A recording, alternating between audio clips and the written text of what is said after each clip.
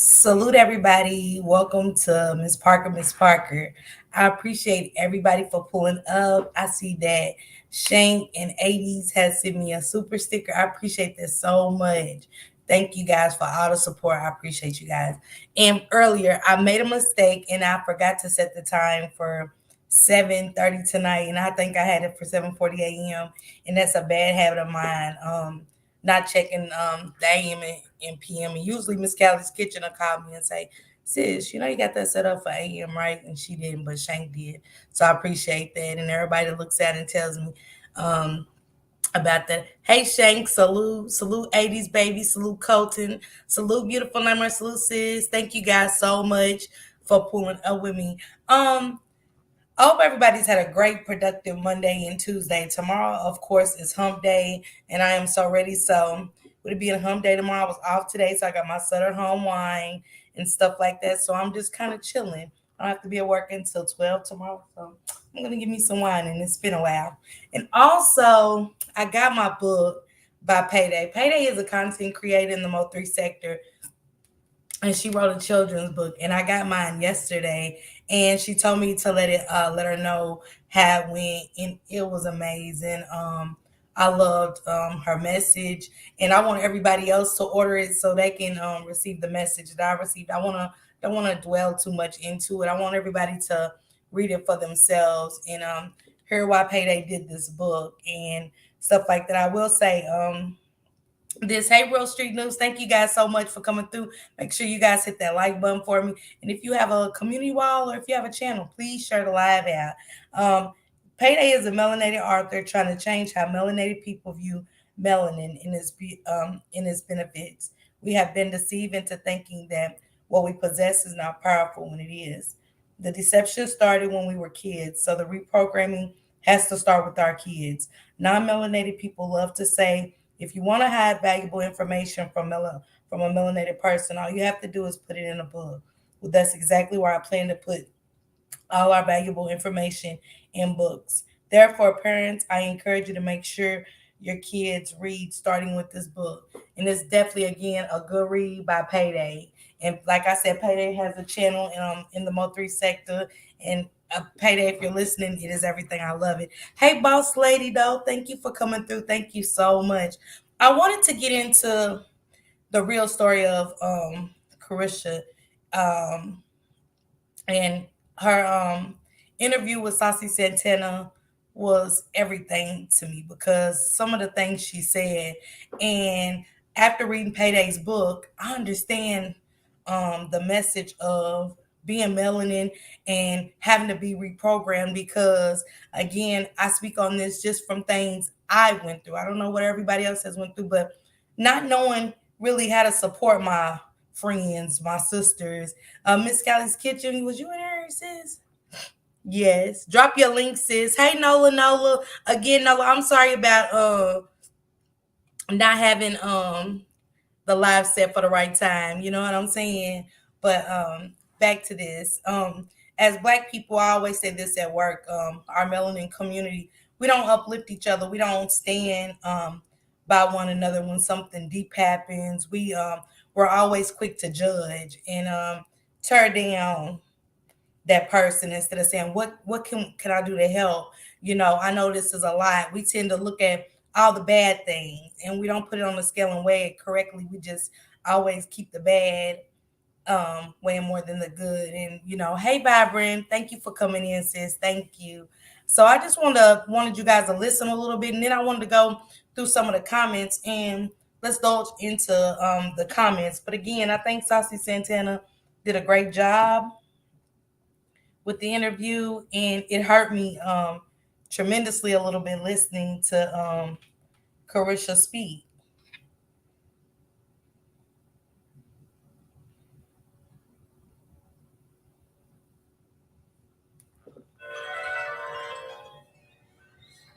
Give me a second, guys.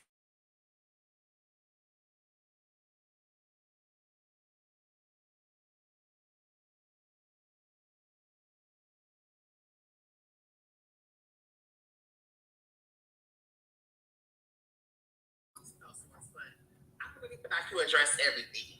And so today I want you to take this time to put everything on the floor, get it all out, because once you talk today, they don't know your people till 2028, man.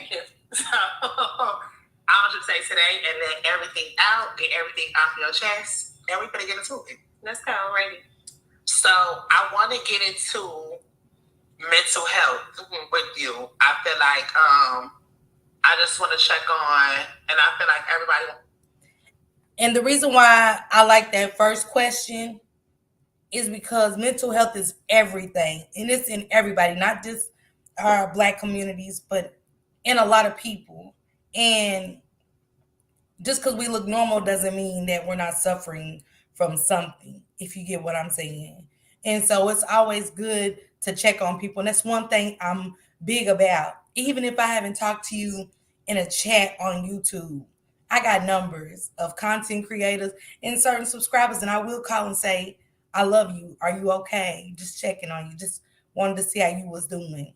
Because you never know what somebody's going through, who just might need that. You know what I'm saying? Like, I'm not alone. I'm not by myself. I have somebody that's thinking about me. Thank you, Shank, for the super sticker.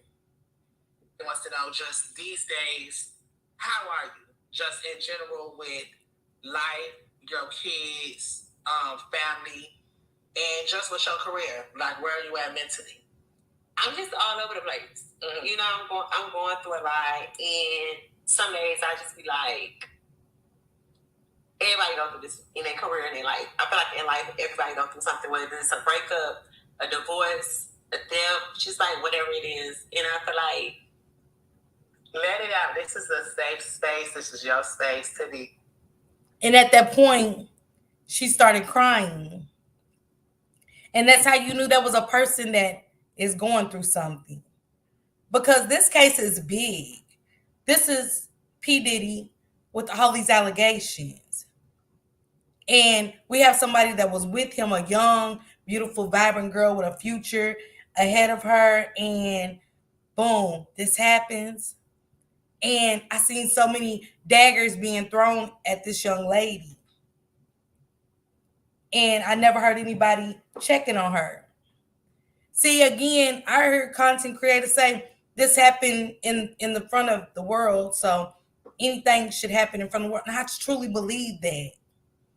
I truly believe that voices need to be heard to say, sis, you're not answering, or just know that I'm here for you. If you ever need to talk, you're not alone. Vulnerable, and just really, let out how you feel.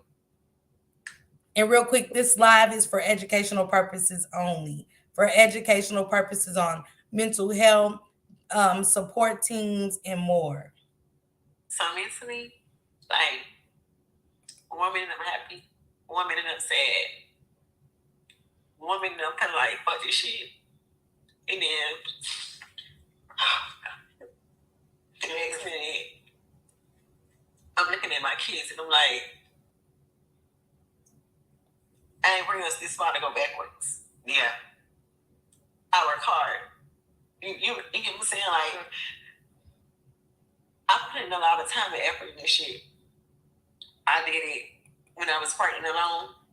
And I feel like in life, you gotta go through shit, get through shit. Like Usher said it, and I was like, wow, that's some real shit. Yeah. And I feel like in life, everybody is going through something.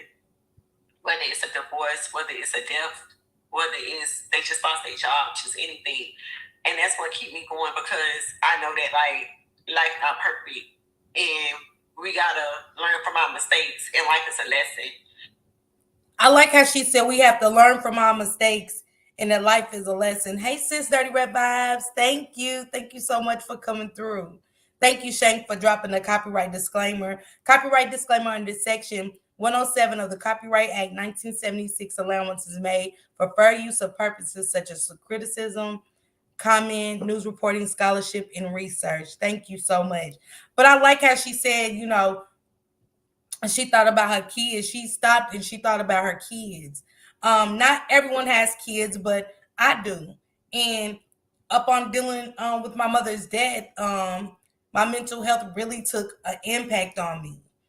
And I had to stop and think about my kids. I was at the end. To me, it was my end. It was worse than my battle with addiction. And the support that you don't get adds on. You just don't know how much sometimes you need that. Are you okay? Is everything okay? Just wanted to check on you. Just something so simple can help a little bit. It might not help a lot. Not saying it take all the mental health away or anything like that. But what I am saying that it helps a lot. It does. Hey Auntie Fee. Thank you so much for coming through. Thank you. And I feel like the people that I thought that would be in my corner, or that are like, when I was going through this shit, nobody called me. Nobody called me to see how I was doing. Like, people was really like, you thought, yeah. She said nobody called to check on her. She said the people she thought, ain't it always like that, y'all? The people that we rock with, hey sis, hey bruh. We always support, and see, support isn't just financially. Support is anytime you need to talk to me, I'm there. I don't brush you off. I don't give you the cold shoulder. I don't. I don't even make you think that conversation is lightweight when I talk to people. Even if you said it 1,000 times, I still listen. I still listen. Because sometimes that's all we need is just a listening ear. Okay, Callie. Okay. Thank you. Real Street News said facts. Dirty Red Vibe said facts. Losing a mother is a different type of pain. Shankrock said we need to grow up and show love and compassion for each other. And that's what I'm saying. This is a different type of world we're living in. It's a different type of support. And right now, all I want is people around me that's gonna support me the same way I support them. Salute Tang, salute sis. Thank you for coming through. Sometimes I even sit back and say, I'm gonna give the same energy they giving me. I don't want to no more. I just want to go on in a different direction. I'm reading a book called The Energy Bus. Matter of fact, y'all, it's The Energy Bus. I've joined a book club at work, and it has been so good for me, especially dealing with my mental health. And I'm almost done. I just got this book today, and I'm almost done with it. And it was saying in that book, if people ain't ready to ride your bus with the same vision and where you going at in your life, they don't need to be a part of your bus. Leave them at the bus station. And that's just where I am. I'm leaving people at the bus station. And it's not for a bad reason because I'm better than anybody or nothing. I just got a vision. I got a vision. I know my worth as a friend. I know my worth as a sister. I know my worth as a mother. I know where my mental is and where I want to take my mental in the next year. I know I have a vision that if I work on my mental while being positive and doing productive things, I'm going to have a good outcome. Hey, doctor. Hey, Dr. On say, hey, auntie. She said, I don't know what I miss, Miss Parker. In my opinion, the best friend anyone can have. We met on YouTube, and she's been my sister for 4 years. My kids got mama. Real genuine facts. And Callie, we've been through the rough. You know what I'm saying? We've been through the rough of it. We have been through the rough of everything. And she said, is it available on Audible? I can listen while I'm at work. The book, sis, I think so. I think so. So when it comes to Diddy, why do you think that you are so heavily involved in everything? Like everything that comes out about him, like you said, it's automatically. Well, what you think? Well, how you feel? What you got to say? Because people feel like I was Diddy's biggest cheerleader and I made him my brand, and I feel like Diddy was on brand for me. I got with Diddy environment to my life. I had him at the office. I was still doing Richard Roulette and the split. All white on. Ari. Slap on my ass. I didn't never think I was bigger than the program. So let's think about it. Carisha was already popping before Diddy came into her life. Let's not take away what this young lady had worked for. Y'all get what I'm saying? I think a lot of stuff again, we dig into the picture with all the wrong stuff for the wrong reason. We don't put the good with the bad. We just dig all bad. And so I think that was forgotten about a lot throughout her going through this with P Diddy and his scandals. Still on my City Girl shit. I was still doing remixes. Don't play with it. I was Gucci Man. Gucci Man. First impression. I was still rocking. City Girls was on tour with J. Paulo. We had At Bad. You know, Diddy came to me with the song. Told JT let's get on this record. Like I was still doing City Girl shit. I was heavily involved in the group. I never thought I was bigger in the program. So with Diddy, what was your experience with dating him? Because I feel like in the headlines, it's a lot of just chaos and it's a lot of allegations, and so I think that's what makes people feel like, well, since you were so heavily involved, you were a part of these things or you were around these things. So what was your experience like, dating him?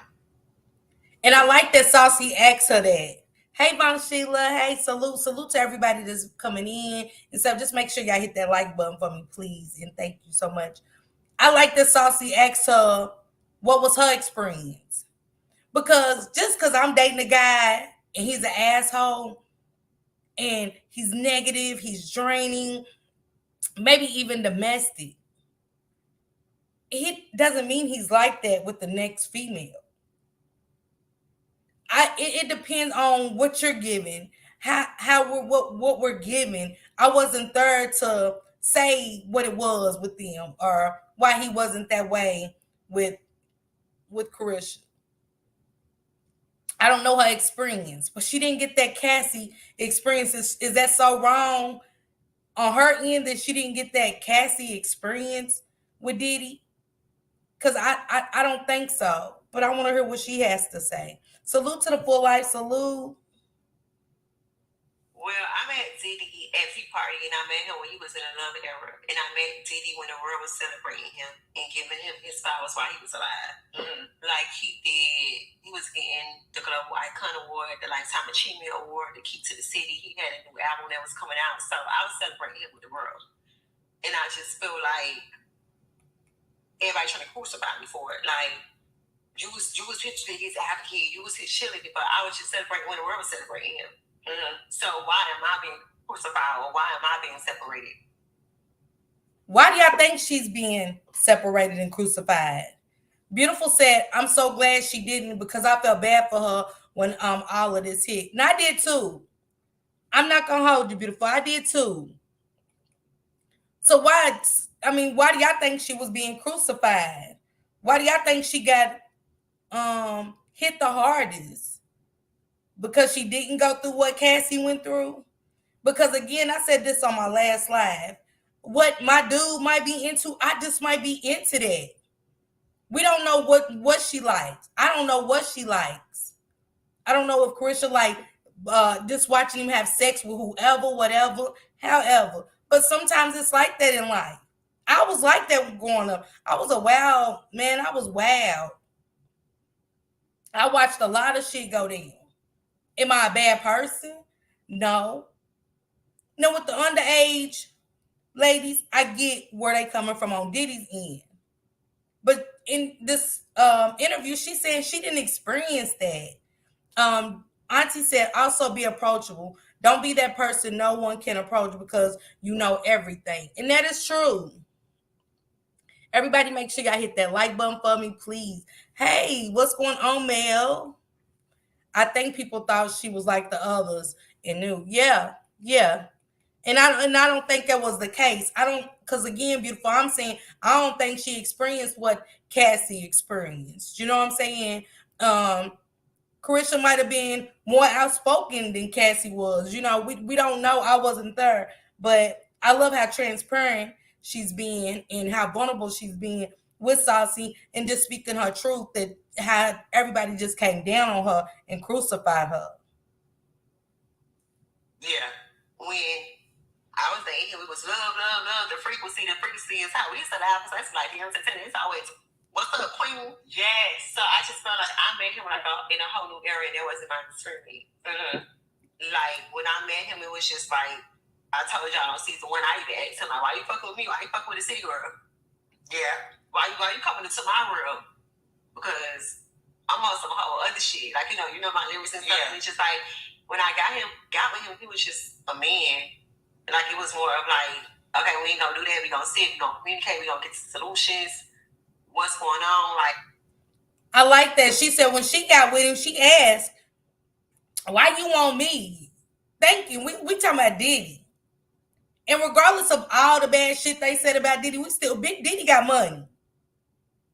Yeah, she got her own money, but she's still like, why me? Well, I'm just a city girl. Why you? You know what I'm saying? And she said, we're going to communicate. Said when they got together, he said, we're going to communicate. We're going to come up with solutions. And this, so right there showed me that from her end, that it was something different.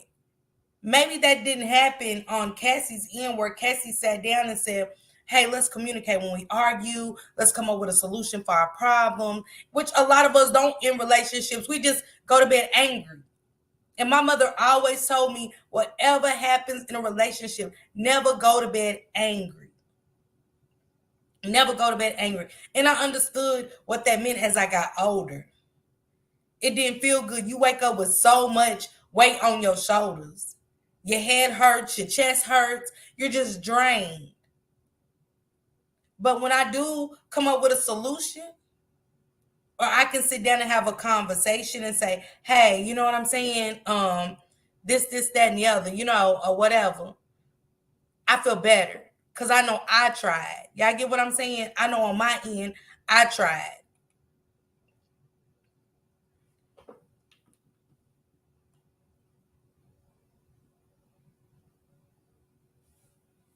We ain't even going that route.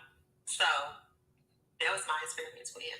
So a lot of the things that people really like say about him, you didn't experience that as in dating. That's not something that you saw. So is that the reason why you never said anything? Is that the reason why when all of these allegations and lawsuits came apart, like why didn't you speak?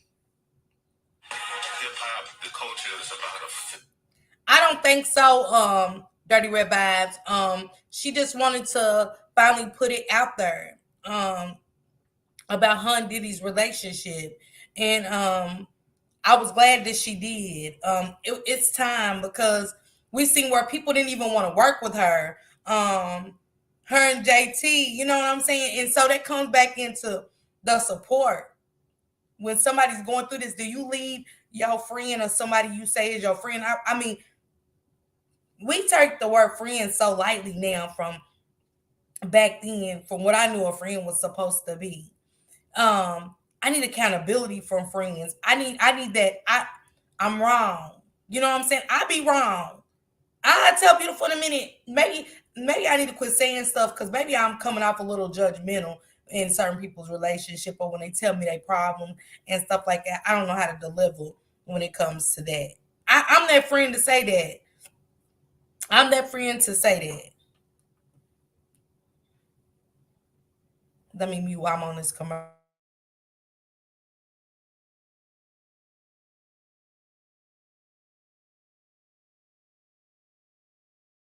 That wasn't my experience, and I can't speak on something that I don't know. I can't speak on these allegations because I wasn't around at the time. I don't know that person, and that wasn't my experience. So, with you being, I feel like a survivor of domestic violence, he never hit you in a relationship. I like how Saucy asked her and said, you've been in a relationship of domestic violence. So did he ever do this and did he ever do that? I love how that their bond and friendship is because, anybody else would have been like, don't ask me that. Don't ask me that. And try to cover up some shit. But he got right to it. Shank Rock said, is money everything in a relationship? I think for some. And you're right, Callie, not absolutely not, but I think for some, Cassie, an agenda that many don't understand. Explain, Mel. Hey, Lady K. Hey, sister. Make sure y'all drop y'all links. Y'all make sure y'all go follow my sis, Miss Callie's Kitchen. Also, go make sure y'all follow Shank Rock. And actually make sure that y'all go follow my sister, the beautiful soul Lady K, and her good vibe and ass. Please make sure y'all go subscribe to these beautiful souls, okay?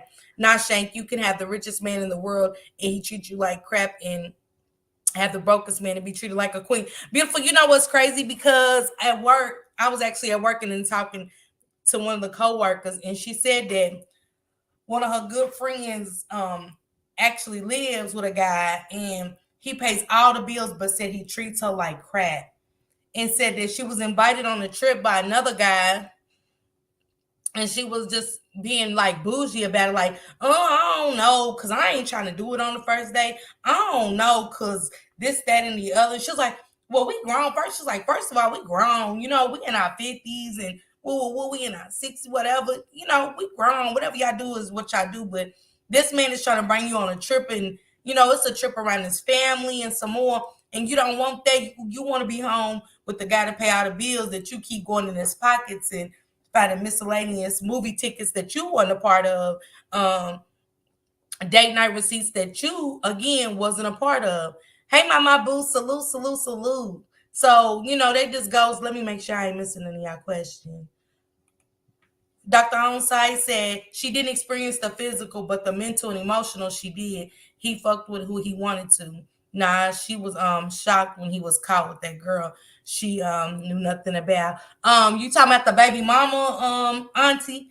Cassie had a different agenda. She was young and mesmerized by the glitz and glamour of stardom. And I believe that because, and Mel, I really do believe that because, you know, Cassie was really coming out into her own light, doing her own thing, stepping into the limelight, getting a little bit of shine. But I think being with Diddy brought more light to her, to shine on her. You know what I'm saying? So I really do believe that part. Beautiful said, you deliver just fine, LOL. You be picking my head back up and adjusting my crown for me, sis. Right. But I'm still learning. You get what I'm saying, sis? He didn't DV her, but he still felt that he could cheat and be with who he wanted because he was Diddy, the narcissist that he was. But okay, so Auntie, let me ask you this. Could it be the case of you know what I'm saying? She young. Hey Gordo, if you in here, my bad, Gordo, I missed you. I'm sorry. Salute to Gordo. Y'all make sure y'all go follow my boy, Gordo Poppy TV. It's not everything, but it definitely plays a part. It does. It does. He was jealous of her and JT. I saw that when they went on tour. He came out. So now it went from the City Girls to Diddy and the City Girls. I'm just saying, I may be wrong. Nah, you are, man, y'all entitled to your own opinions, Auntie. If that's how you feel, because again, I'm just listening to the interview and I'm just listening to hey sis, hey Blended Healing. And y'all make sure y'all go follow my sis Blended Healing as well. Dr. Ansa, I don't know if you still have your channel up and going, but if you do, it's okay to tell the mods to drop your link. Shank Rock said sometimes us men do believe that if we have money, then we can treat our women any kind of way. How do y'all feel about that, ladies? Do y'all believe that? And is that for every man or just those that do have money? Mel said, "Go and watch a woman's trash show on Timu. It addresses this subject of men with money. I definitely will. I definitely will. Okay, I just wanted to get caught up on the comments before I play this. It was never violent. It was that something that you had to tolerate, or that wasn't a part of, because I feel like that's the biggest thing to him right now is, what he's going through in these lawsuits and, that video that came out. And it's like, I feel like a lot of people are wondering, was that your experience? And I know personally that you've been through domestic violence before, and I don't think that's something that you've grown from and that you don't tolerate. I've been through domestic violence in 2 relationships, and I told myself after the second relationship I would never put myself in that situation again. Especially now being a mom. I'm a mom. I was a mother then, but I have a daughter. Like, I would never put myself in that position. I don't stand for domestic violence. I'm just not going for that. So do you feel like with dating Diddy, like, was it a business relationship? Do you feel like it was beneficial? Let me wait and get to that. So she's been through domestic violence. She said she didn't play it. She didn't wanna be around that. But do y'all sometimes think that once we've been in a domestic violence relationship, those are the kind of guys we keep picking? As much as we don't want to, we keep attracting the same kind of men. Um, if y'all get what I'm saying. I don't know if I'm wording it correctly. She said Cassie, like many, was introduced to the dark side of the industry. Her family wasn't checking on her. I agree with that, Mel. You meant to be. I know what you mean, Mel. I know what you mean. Some women were raised if the man got the money, then he's a good man. Not all women, but some. I agree with that, though, Shank Rock. I do. I do. Hey, I Spy. Hey, sis. Thank you for coming through. Just make sure you guys hit that like button for me, please, so I can stay in the algorithm. But how do y'all feel about her saying she was in a domestic violence situation, and she didn't want to go through that anymore? She that's something she just went down with. And I get it, because as you get older, you didn't. But I was confused for a long time, y'all. I always picked the bad dudes. I could not find a good man to save my soul, y'all. I would always ask God, like, why am I not worthy of a good dude? Just a good man, somebody to love me. I get we all got problems and it ain't gonna never be a perfect relationship, but why can't I find a man that just, you know what I'm saying? It ain't shown with hands, it ain't shown with mental abuse, physical abuse, verbal abuse, emotional abuse. When was I gonna find that guy, you know? And it seemed like that's the ones I attracted. I agree, sis. I have a friend like that, and literally every dude she get with has abused her until I became the abuser.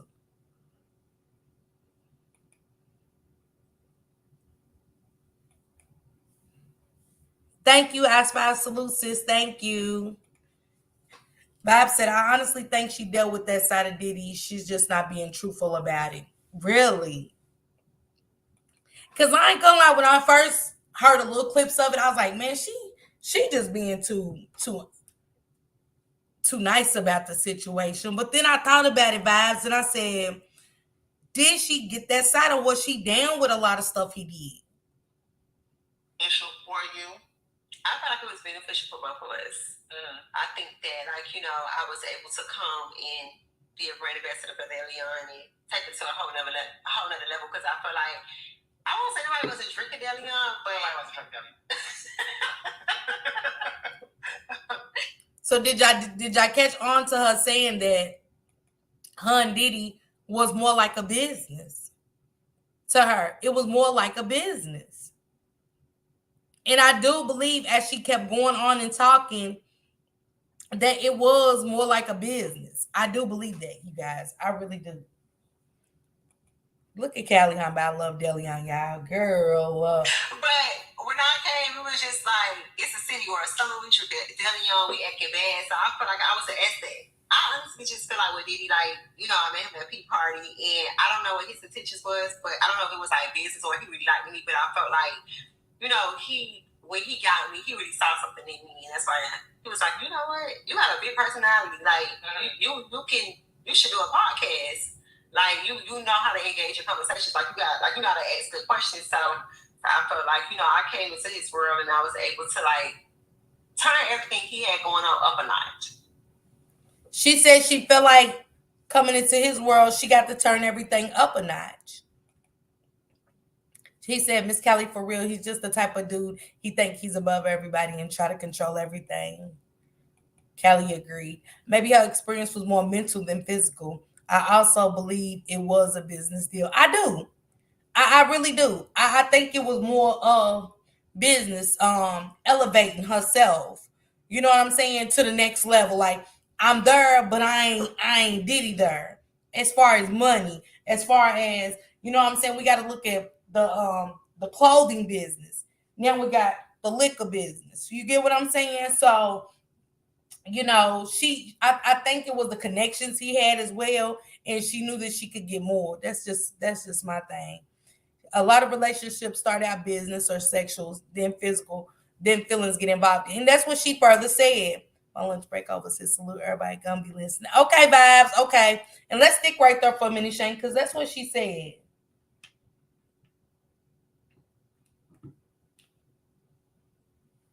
Like, he had Deleon. I was able to have the whole world drinking Deleon, putting in his songs. Like, I made it popular, Yeah. And then with Revolt, I was able to come and make it a number one podcast on Revolt. Yeah. So I felt like, and then with him, it was like he was able to, take my career to the next level. I did the Met Gala. I got ready with Vogue. Like, I wasn't going into the relationship thinking like I want to get a purse. I want to go on private jets. I want to get diamonds. Like, I feel like I'm up on a mogul. I want to learn something. Like, I want to learn business. I want to learn how to. Okay, you got a network. How can I get a network? Or you had a Sean John. How can I make Carisha please the next? So again, listen to what she's saying. Because basically, she's putting it out there like, how can I get the Sean John? How can I get the Deleon? How can I get this? How can I get on the you know what I'm saying, the podcast? Because he's like, oh, you can speak out. Oh, you got the Reebok. How can I do that? It was all, you know what I'm saying? It's all playing into the point of it was more business. And I think what Shank was saying was how he said a lot of relationships start off as business or sexual and then feelings get involved. And I think that's what happened. Feelings eventually got involved. Hey, 2008, salute. Is this her interview with Santana? I'm like, yeah, it is 2008. It is. I just found it very interesting in a lot of things. Sean John. So I went to that relationship like on a like more of like I want to become a mogul and I want to learn about most people just want to get their body done, you want to get a trip, you want to just do that video. I wasn't one of them. And I that's what I respect about you because even though you a city girl, meeting your best friend and knowing you very womanly. I always say that, and like just a grown woman. And so I even seen the elevation in your production and your team that you started hiring business managers. Hello. And I think that like when you get around people, you see certain things. Like you're able to like you should be able to learn something from somebody. And I felt like I was able to see like how should my business be operating? Like I should have a chief of staff. Yeah. So do y'all think she was wrong for trying to elevate herself, like taking on things that he's done, businesses, clothing businesses, the liquor businesses? Was she wrong? Was she to be judged for, you know what I'm saying, looking at this man like, man, this is an opportunity of a lifetime? Because I would definitely take something from that. Like, why leave with nothing? You know what I'm saying? Because then to me that means that Shank Rock said, I don't think she was wrong. Me neither, Shank. I mean, she really went in it with eyes wide open to me. You know, she knew what she wanted to grab from me. And she took it for what it was. And yes, 2008 said no. She saw lick and want it. Exactly. You know what I'm saying? And I would too. I got to be honest. I'm already at the peak of my career in my life. So now it's like, let me see. Do I elevate or do I stay stuck and just get the purses in the bags? You know what I'm saying? That's why she said I could have got on the helicopters. I could have did all of that, but I ain't want that. She wanted more. She wanted more, and I'm not mad at her for that. But you know how the game goes. Exactly. She was learning, and I ain't mad at her. Right. She sat back and really started paying attention. You get what I'm saying? No, she saw her opportunity and took advantage. Exactly. Exactly. I should have a business manager. I should have all these things in place. And that's what I was learning. Like, I took that more of like a learning experience as far as like trying to become a mogul. That's why I'm like, I'm a mogul. I'm a businesswoman. I'm not just a rapper. Like, I'm a billionaire rapper. So I'm ready to get into some smoke because I feel like you popping it and you putting everything on the floor. So we really want to dig a little deeper into your mind. Okay, so Shank Rock said, where was that? But on the flip side of things, you can't be mad at Diddy. I dropped the link because I want to hear why you don't think anybody should be mad at Diddy on the flip side of things. And is that because when Miami went into the things, like she went in with a plan, like she just, you know what I'm saying, wasn't in it to lay up or whatever, and however. Hey, Shank Rock, salute. Salute, Miss Parker. How you feel? I'm feeling good. I just like I said, I was just once I really listened to her, you know what I'm saying? I had a different judgment of how things went out, and you know, everybody's entitled to their own feelings again, but I just feel like that at this moment, um I'm not mad at I can't judge Young Miami for her part she played into being in a relationship with Diddy. But go ahead, Shankar, go ahead. No, I'm with you though, Miss Parker, and salute to the chat, salute to everybody in the chat. I'm with you. It's like I was saying, that's just how the game goes. But on the flip side of things, you can't be mad at P. Diddy. See, in my opinion, it's the same thing when it came down to R. Kelly.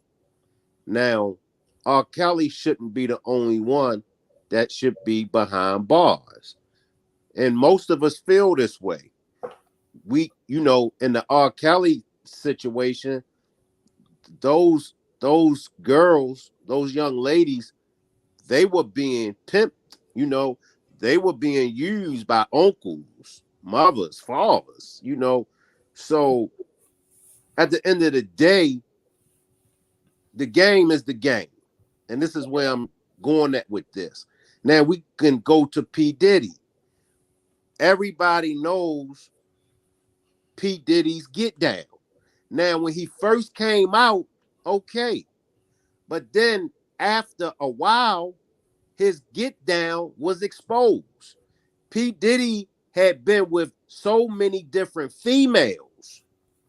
Now, as a female, you should automatically know if this dude got a track record of being with multiple women.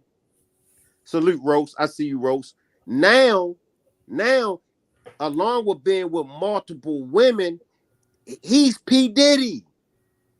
Now, it's a big chance that I'm going to be used by P. Diddy.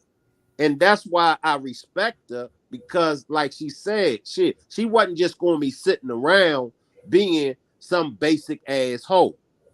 She wasn't going to be sitting around being a broke and a dumb asshole. She feel like shit, I'm hoeing, so I'm gonna go ahead and I'm gonna get up under him and I'm gonna have him teach me. I'm gonna make sure when things do go left with me and him, because there's a strong possibility things is gonna go left. But I'm gonna make sure that when it's over with me and him, I'm gonna be straight. Not being straight off of what P. Diddy gave me or what P. Diddy is doing for me, but what I learned from being up amongst P. Diddy. And that be the problem. You get the dumb hoes. You get the broke hoes. You get the lazy hoes. Let me speak to all the hoes that's out there. Do not be a broke hoe. Do not be a dumb hoe. And do not be a lazy hoe. Be a rich hoe. Be a smart hoe. Learn how to finesse.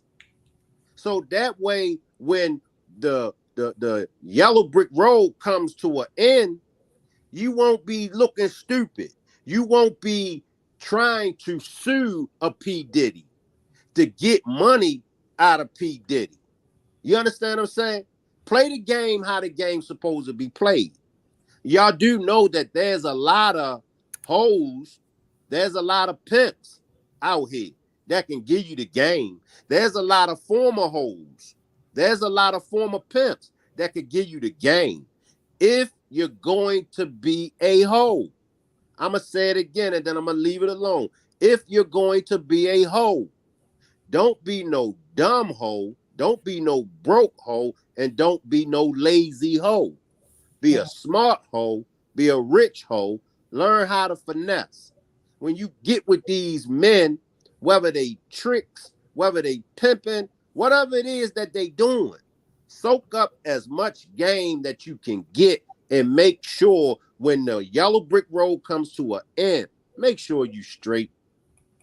Let me get to this real quick. I want to go to yes 2008. She said, "Notice Diddy's other girls didn't really build an empire off his clout or his protege." And then Callie had said that She was talking about how you bought about the R. Kelly situation. She was like, facts, and the parents should be locked up. And then 2008 also said facts. She soaked up the game and the game he had in connection. She worked the plug. The other girls just got trips and bags. And are we mad about that? That's what I'm saying. Are we mad because she sat back and she already had her own bag?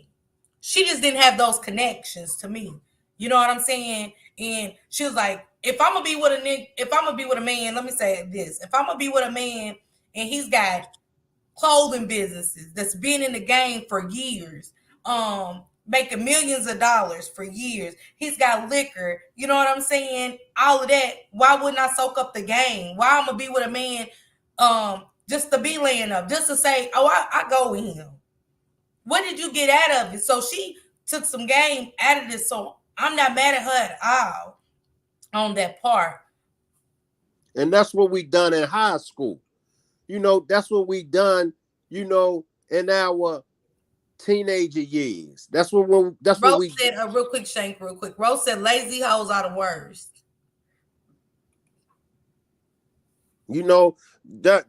that's what we done in our younger days. So like I said, for the ones, and it's still suspect, for the other females and the dudes and stuff like that that's suing P. Diddy now.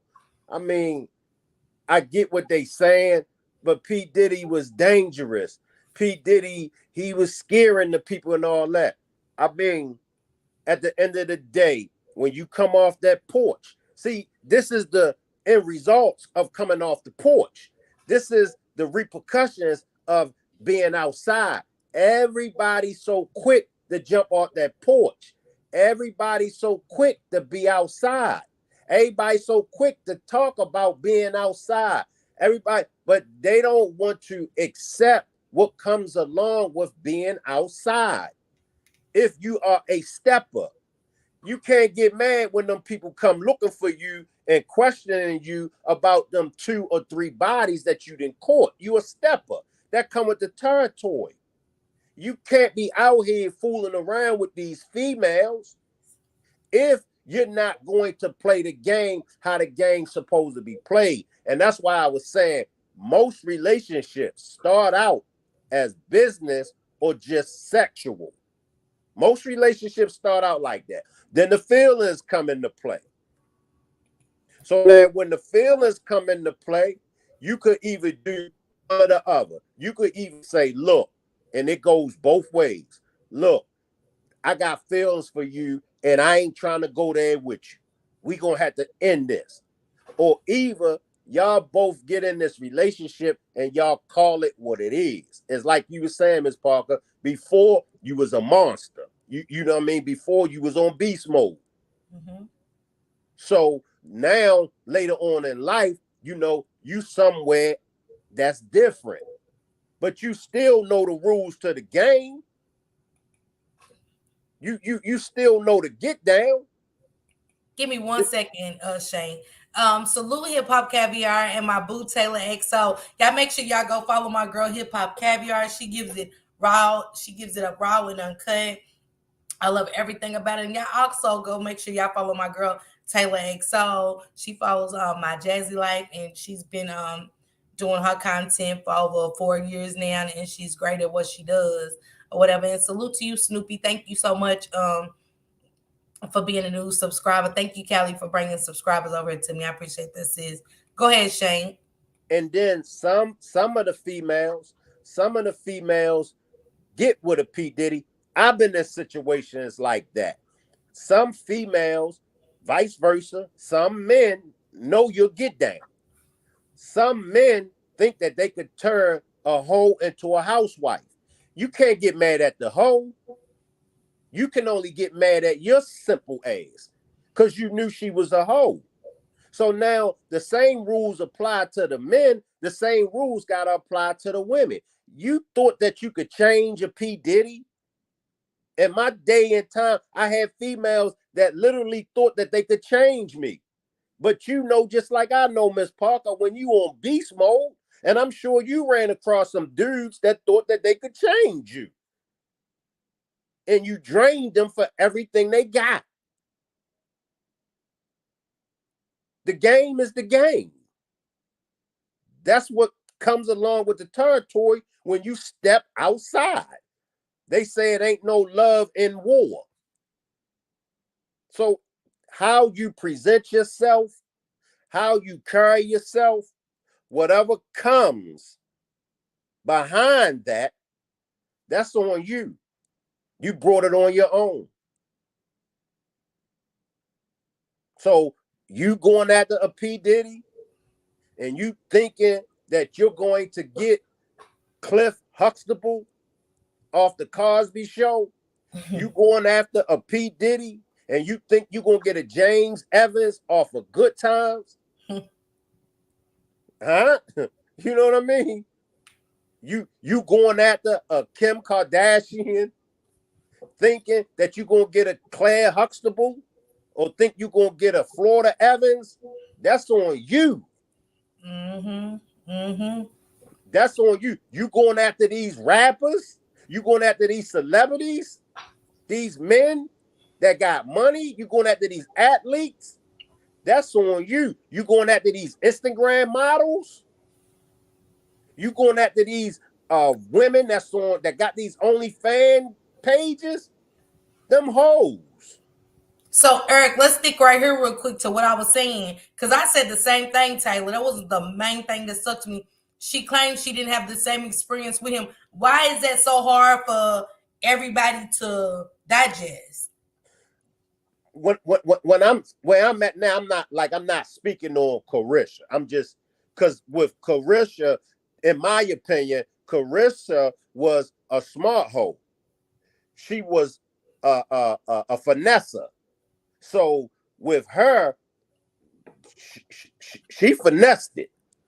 You know what I mean? She wasn't a pawn. I'm speaking on the dumb ones, the broke ones. You know, I ain't gonna call no names because I don't want your channel to get hit. But y'all know who I'm talking about, the ones that was dealing with P. Diddy. Now, Kim was a smart one. See, Carisha followed in the same footsteps as Kim. Kim made sure she was laced. And like Mel said, she let Diddy be Diddy. And that's what I'm saying. When you in these relationships and you dealing with a man that's on player mode, you got to let him do him. When you in this relationship and you dealing with a woman that's a hoe, you got to let a hoe be a hoe. It is what it is. Some dudes get jealous and some dudes want to fight with the hoe. Some dudes want to try to tell the hoe what she's supposed to be wearing. Some dudes want to, sweat the hoe. But the game is the game. And I ain't going to keep giving up free game. But the game, you got hoes. The game, you got players. 9 out of 10 people that's in the game is hoes and players. I know some women, I ain't no hoe, Shank. Yes, you is. I know some men, Shank got the game fucked up. I love my woman. I ain't no player. Yes, you is. And then we just had to put things in this proper perspective. So, so you said, when you saying hoes, right? Because the Full Life said Florida Evans ain't no more. So, bruh, give me more. What do you mean Florida Evans is no more? Because I'm not a hoe. He's saying, hold on, Shank. Hold on. I'm gonna give you what he's saying. He's saying that those. Let me land. I'm not a hoe. Not saying back in the days I ain't have no hoe tendencies. I was hiding ass. But how you saying it like all women are you saying all women are hoes? Or are you just saying that's not what I said, Miss Parker. But let me give you what he's saying. He's saying those type women like Florida Evans, the mother of Good Times, there are no more of them around. Now, I'm saying the game If you playing the game, then you a hoe. Now, if you ain't playing the game, you ain't no hoe. You ain't playing the game no more, Miss Parker. Yes or no? Yes or Right. no? Right. Right. So you ain't no hoe. But the women that's playing the game, they hoes. The men that's playing the game is players. I didn't say all women was hoes. I said the women that's playing the game, they hoes. And that's what come along with the territory. Like I said, you ain't playing the game no more. But if you was playing the game, then you would be considered a hoe. And that's how people get messed up in the game because they don't accept it for what it is. I ain't no hoe. Oh, that's disrespectful. Or why you talking to me like that? Woo, woo, woo, woo, woo, woo, woo, woo. You know what I mean? You got hoes that's masquerading as church mouses. You got players. You got men that's up to no good that's moving around like they pastors. Instead of everybody just being straight up, instead of the man that's masquerading like he the saint, that man that's masquerading like, you know what I'm saying, he on a square type relationship, instead of him just telling the broad, look, I'm in player mode. Then she could respect them. Vice versa.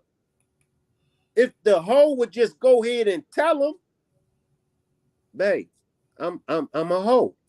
And it's up to him to accept that. But we get in our feelings.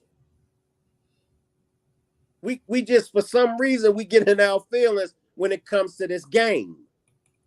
But the game is the game. It is what it is. Shank Rock, Positive Vibe says Shank always preaching about hoes. I love them hoes. It's sad. It's a sad world that we are living in, where even our productive men and our classiest men, you know what I'm saying? The delivery is hoes. You know what I'm saying? Why could she Shank, who's the hoe? I'm trying to follow you, good brother. Exactly. Because it was about Carisha, and it was like, to you good hoes, you lazy hoes, you Let clean me try. hoes. I mean, all the hoes. You know what I'm saying? It was damn near EBT hoes. And Callie said, "Let me eat and hit this link." But salute to Camille. Welcome to the panel. Salute. It's been a long time since I've been on the panel with you. I miss your, you know how you do it. Yes. But Salute Shank, Mel. stop calling people garden tools. Salute Mel. Salute, Shank. But I wanted to say, this is what point I wanted to make. I think the difference between Cassie and Young Miami, well, everybody has grown through phases of life. Remember, P Diddy was getting older, so he's going through phases of his life, right? But I think the difference, I think Cassie she stopped trying to grind and wanted to become more the girlfriend, if you feel me. Because if I'm mistaken, she was a model, right?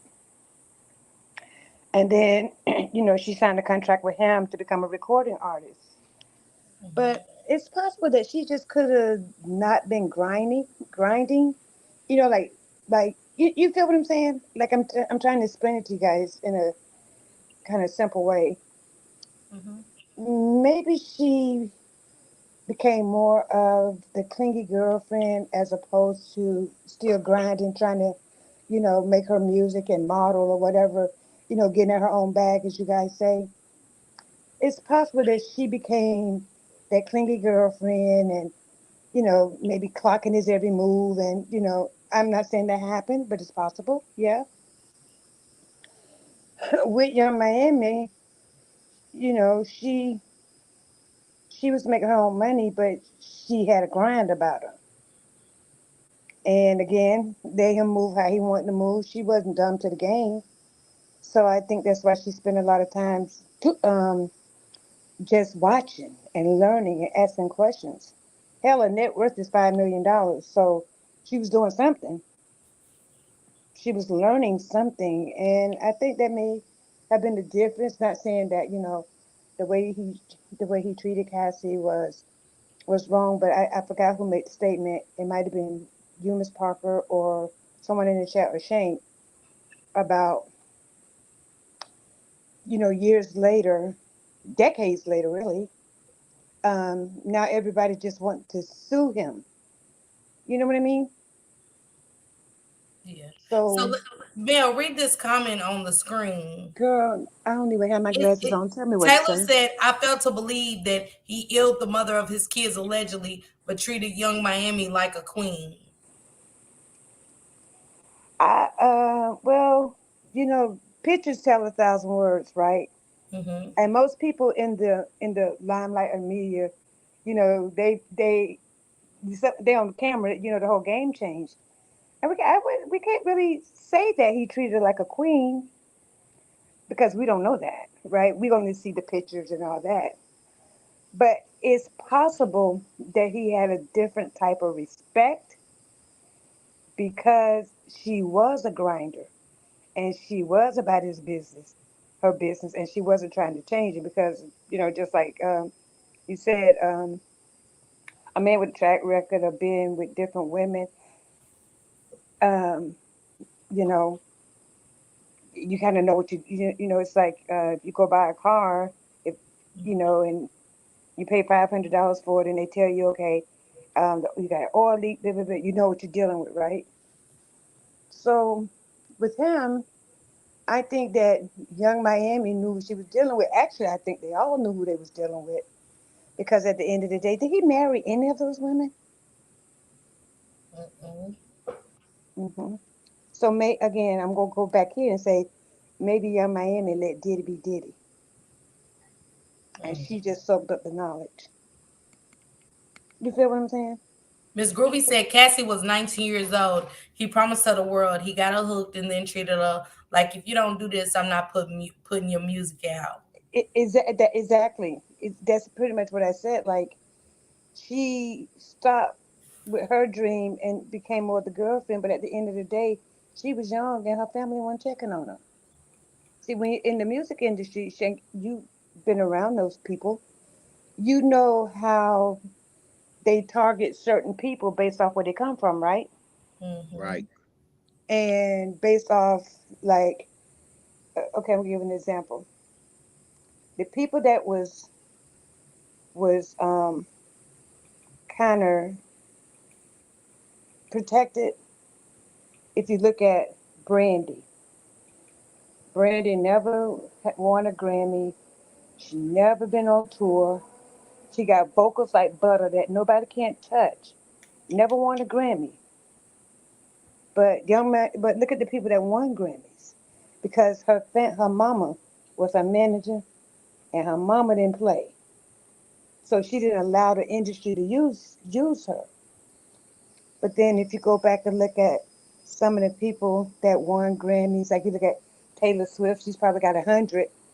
But by the time she was 16, out with her first album, you ever seen her parents? She wasn't even 18. She done bought a whole mansion living by herself. Hmm. And where was her parents? You feel me? Some of what she experienced is evident in her today. You know, so I think it's more like Cassie. She was a model, aspiring model.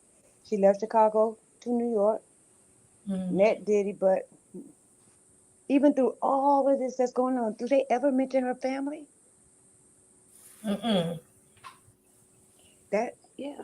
So I think in the industry they know who to prey on, right? Exactly. That's facts. That's facts. That's They, facts. they just know who to prey on.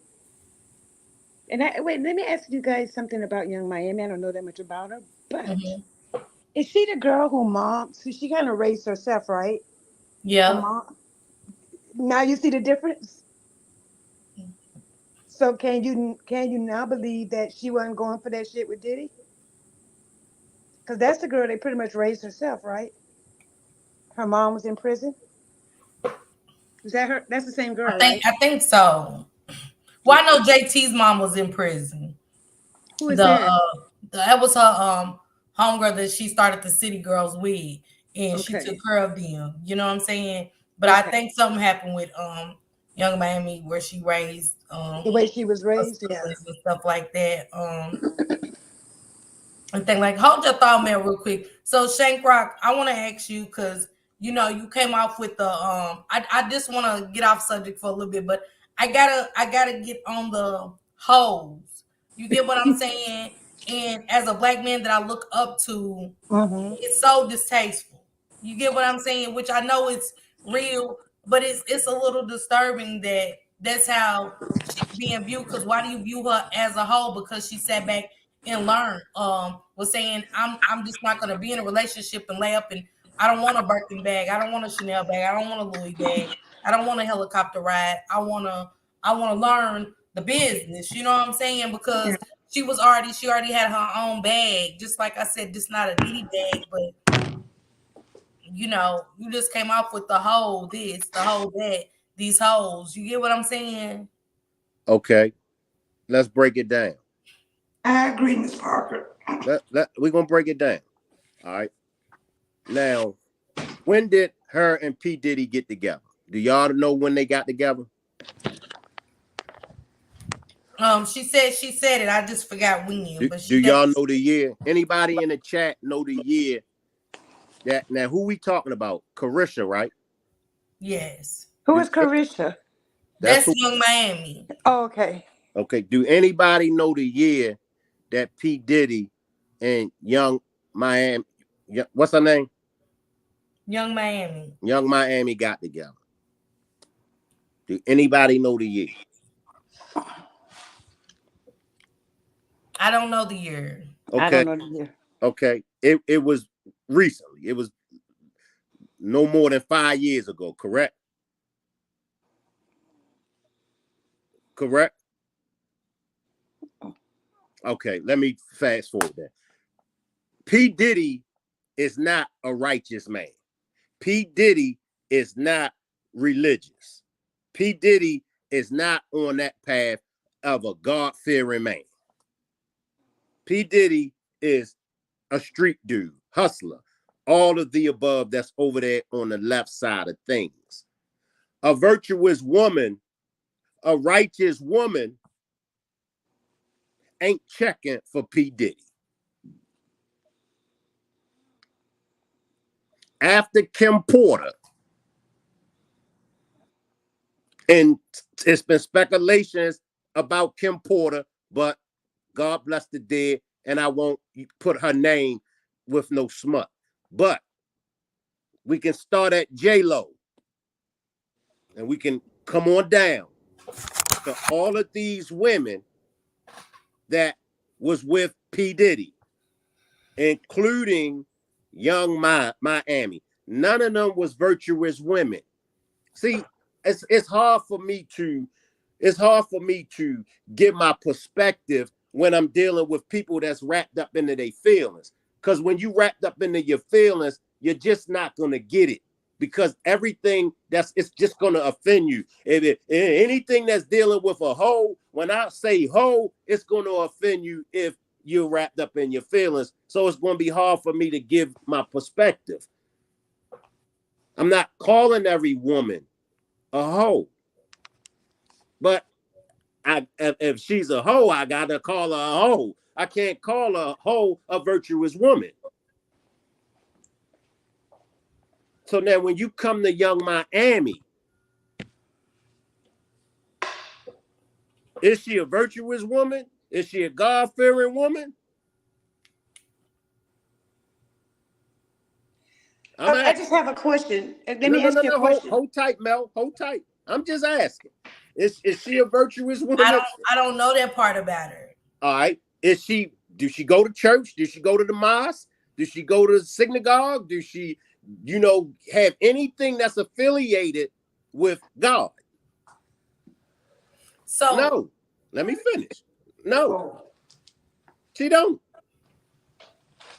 and it is not about having feelings, Shank Rock, or getting offended. I'm just saying, so because she doesn't have that I know of, that background, does that make every woman a hoe? Because they don't go to the synagogue, they don't go to church, Because I don't go to church.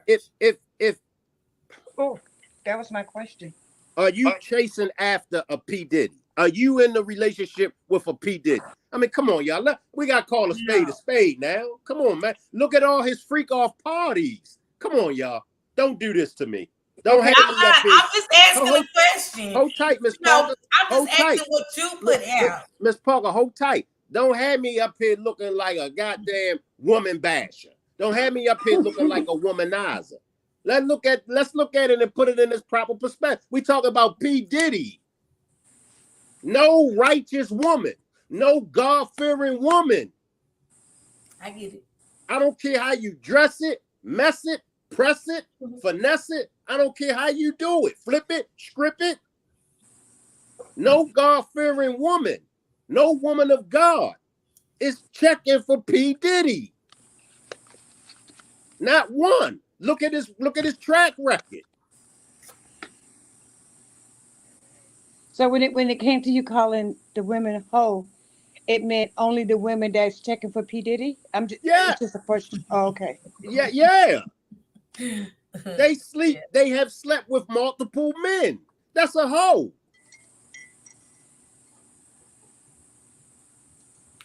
That's a hoe.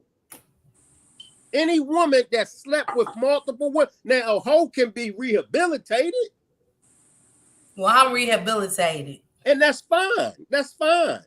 Like I said, I'm not here to throw no salt on women. I'm not. Please don't get it messed up and think, oh, Shank, he a womanizer. Oh, Shank, he called women hoes. I'd call a hoe a hoe.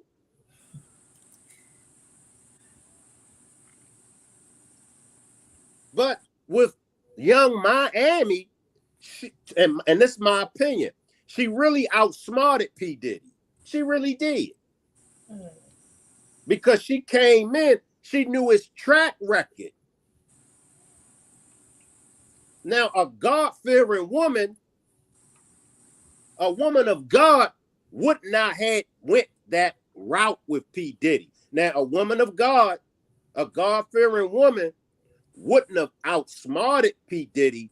A woman of God, a God-fearing woman, would have had P. Diddy change his lifestyle. That's how you know Young Miami ain't a God-fearing woman. She's not. Because a God-fearing woman would have had P. Diddy change his lifestyle. You'd have seen P. Diddy praising the Lord, Jesus Christ is my personal savior, or either whatever other religions that's out there. If he was dealing with a God-fearing woman, he was just dealing with a hoe that outsmarted him. That's all. She outsmarted P. Diddy. She set for life, and she didn't have to use no kind of tactics as far as taking him to court and sue him. She just finessed him. That's all. The Full Life said I was with one this past weekend and we had a ball. Come on, I mean, salute the Full Life.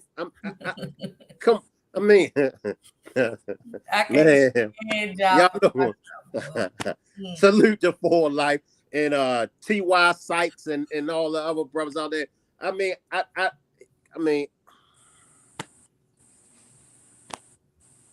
Taylor Exo said, any woman checking for Diddy is sick in the head. I can never lay with the man who sleeps with other men. And stop right there. Stop right there. And then I'm going to let y'all come back. And that's what I'm saying. That's how you know that Young Miami, she ain't a God-fearing woman. She's playing the game. It's something sick with any woman that's chasing after P. Diddy. It is. Ain't no God-fearing woman checking for P. Diddy. But she outsmarted him. So I'm with you and Mel. I'm with all of y'all. She outsmarted him because she knew his track record. She was a smart hoe. She wasn't no dumb hoe. She knew his track record. So she knew, I'm going to finesse him. And that's what she done. I'll say it again. A God-fearing woman, a woman of God, no matter what religion, she ain't going to be checking for no P. Diddy. And if she is checking for P. Diddy, best believe she would have changed P. Diddy. So, Shank and Mel, I got y'all both on the panel before I end this out, and I also got the people in chat. So, tell me, do y'all think like with the P Diddy scandal that happened, and she was with him at that time, does that like her support system failed her? Like, do y'all think that that was okay? Like, were her mental health like, even if she did decide to be with Diddy, knowing he slept with men, I like I said before, I don't know what she was into. You know what I'm saying? She could have been very much into that just as much as he was. You get what I'm saying? Because this ain't the first time that we've heard about Diddy and his scandals and young people and especially men. Um,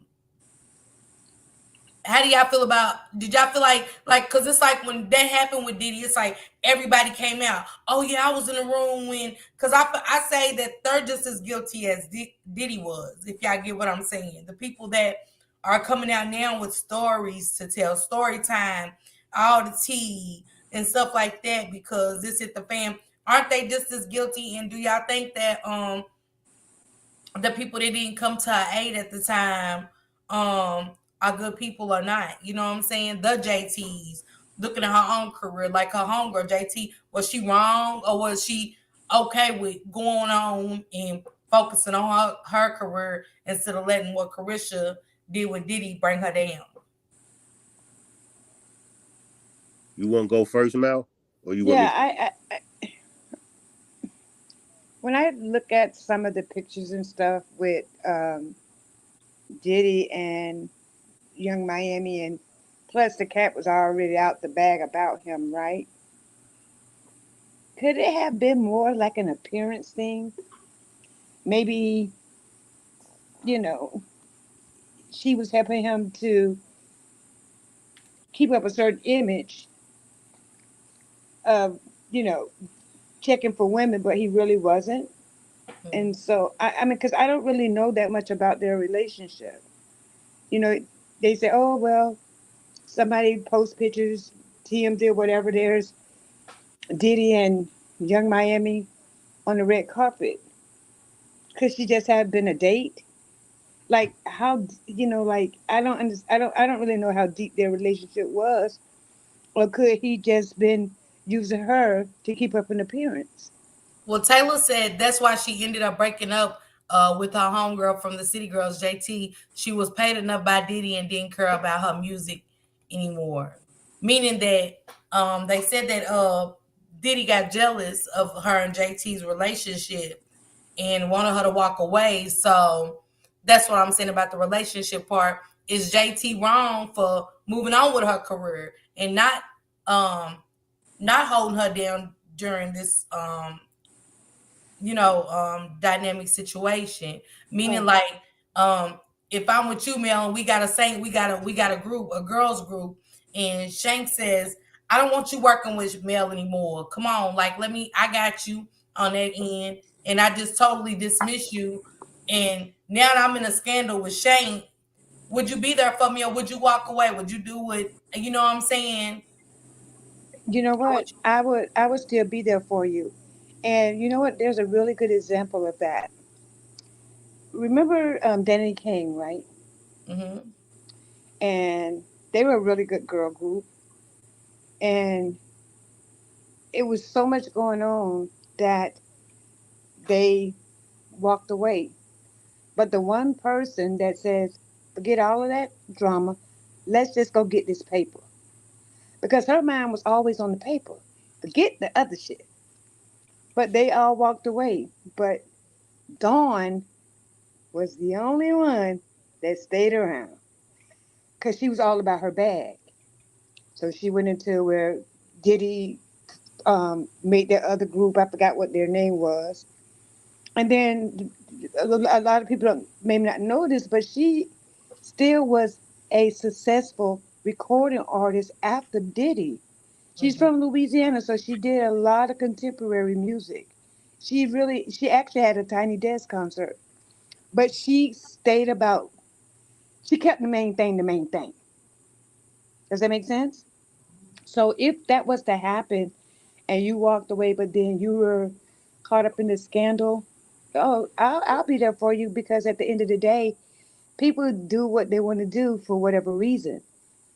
But, I'm just going to keep the main thing, But then I wouldn't be like, oh, that's what happened. No, I wouldn't turn my back on you. Why would I do that? Because people have to make their own decisions in life, right? And if that's what you felt was right for you at that time, then that's you. I still got you, but I understand, right? So that's my thought on that. Um, Miss Groovy said everything was out since the 90s. Wendy Williams spilled the tea years ago. Taylor said it's becoming scary what these women will do for money. And she said he's been abusing women since his college days, and he's gotten away with it all since day one and stuff. Shank, do you agree with that? Like Wendy Williams spilling the tea, and that Diddy has got away with a lot of abuse and scandals? Yeah, I agree with it. He was a monster. Let's call a spade a spade. I called the hoe a hoe, so now let's flip it. Yeah. Diddy was a monster. Now, who created that monster? That's what we trying to find out. Because there are people that have come out that have attended Howard with him, and they said that he wasn't like that. He was a promoter. He was a party dude. But but He was always about his. He was always, throwing parties and making money. but let's But go. go Not to ahead. cut you off, Mel. Now let's go back to his days at Howard. He wasn't the mogul that he has became. So he didn't have that type of money. He didn't have the resources. He didn't have the clout. He didn't have all those things. Now I do Right. remember Gene Deal, the former bodyguard. He even said it. The same thing you said, Mel. I'm just building with you. He said it. P. Diddy wasn't like that. So It now, all came from when he borrowed that first money from, I forgot who it was in the industry, and he didn't make the money back, mhm. and that's how they got him. And it and could have been set up that way. and I do know now. I can go back to Tupac days. Tupac basically, what I'm saying, laid the beginning history of P Diddy out. Now, when P Diddy first began, P Diddy was an intern up at Uptown Records. He Hmm. was he wasn't getting paid for none of that. So Tupac used to let Puffy, Biggie and them open up for him. So now the New York drug dealers, Jimmy Hitchman, Haitian Jack, Jam Master Jay. This is why they took Jam Master Jay's life, because Jam Master Jay gave 50 Cent his first record deal, but those gangsters in New York, they forbid Jam Master Jay and anybody else to put 50 in the game, because they knew 50 was coming for those gangsters. He was coming for their heads. He was going to shut all that down. But those same gangsters that 50 had the problems with, those gangsters started Bad Boys. Tupac gave an interview, and Tupac said that they wanted Tupac to do, they wanted Tupac to be on that label. But Tupac said, I can make songs with your artists. I got my own label, Thug Life. So they were extorting P. Diddy, the New York, the gangsters and everything. But Now, right, but who first pimp P Diddy? that's the, Who was P the Diddy first pimp? the Jimmy Henchman in them. No, no, no, no, no. Andre Harrell was his first Okay, pimp okay, at Uptown okay, Records. okay. You're right. You're right. You're right. Remember, he was working for free. You're right. You're right about that. So now we come to a crossroad. We got the first pimp, which was Andre Harrell and them. Mm-hmm. Now we got the second pimps, which was Jimmy Henchman and them. But Mm-hmm. how did he get to Clive Davis? I don't know. Where he got to Clive Davis after that first loan. and he didn't make the money back. They gave him the first loan, his first loan, right? Hmm. And he didn't make the money back. So that's how he got. They just sold him off, Shank. So now comes the monster, P. Diddy. You know what I mean? Absolutely. Yep. And he's a monster. I mean, we can, like I said, we can try to dress it up all we want to. Look at the allegations against him. Look at what he was accused of. Everybody in the knowing knew about those parties. A Yep. couple of them, Beanie Siegel, DMX, it was one more person. But they said straight up, I ain't never go to them parties. I wasn't going to them parties because I knew what was going on at them parties. Everybody that was in that circle, everybody, they had news. But those parties were 20 years ago. Maybe longer than that, but definitely 20 years ago. He was having those freak off parties Yeah. with men and women. I always thought that Andre Harrell went that way. You feel me? Mm-hmm. So when P Diddy was at Uptown Records, this is the question now, and Miss Parker chime in too. Was he throwing them freak offs parties for Andre Harrell because he was still promoting parties? Mm-hmm. Good point. So were those the parties that he was promoting? Um, They pimped him. You know, Mm-hmm. they turned him into the monster that he is. Cause and if y'all go back and kind of look at those stories with his mother and her connections, mm-hmm, because I always say like, I love how Shank threw out R. Kelly's name because if you go and really listen to R. Kelly and after everything happened, he was talking about what his uncle had done to him, and I think mm-hmm, that Diddy was subjected to a lot of stuff through his mother, right? and Miss Groovy definitely said his mom and Clive Davis. And if y'all ever pay attention to the Whitney Houston and all of that, whose name comes out right here? Clive Davis. Clive That, Davis' name always springs out. yeah. And let's don't forget Mary. Now, guess who went and got married at the projects? Andre Harrell Yep. pulled up to her house in a Rolls Royce and signed her. Yep. But what was Mary's life before that? She was sexually assaulted at 5, and she was living with that shame and all that pain and hurt. So a good record executive, when you hear somebody saying, you can hear the pain in their voice. That's what they say. But she was, that she came from that same, and look how she was. I mean, she was always throwing out bangers, but she was on drugs. She was an alcoholic. All this stuff was going on with her. She was in an abusive relationship. So they were subjected to all of that stuff. And that takes us back to Cassie. Cassie was subjected to that stuff at a young age by Diddy. She just was. But he was just passing those demons along. So, I'm ready to get out of here, but before I do, this is for the chat in Shank Rock and Mel. I'm kind of stuck on Taylor XO's comment about all those horrible things about Kim Porter that came out. So not only do we have Cassie, we have Kim Porter, and now we have a Carisha saying he wasn't like that with me.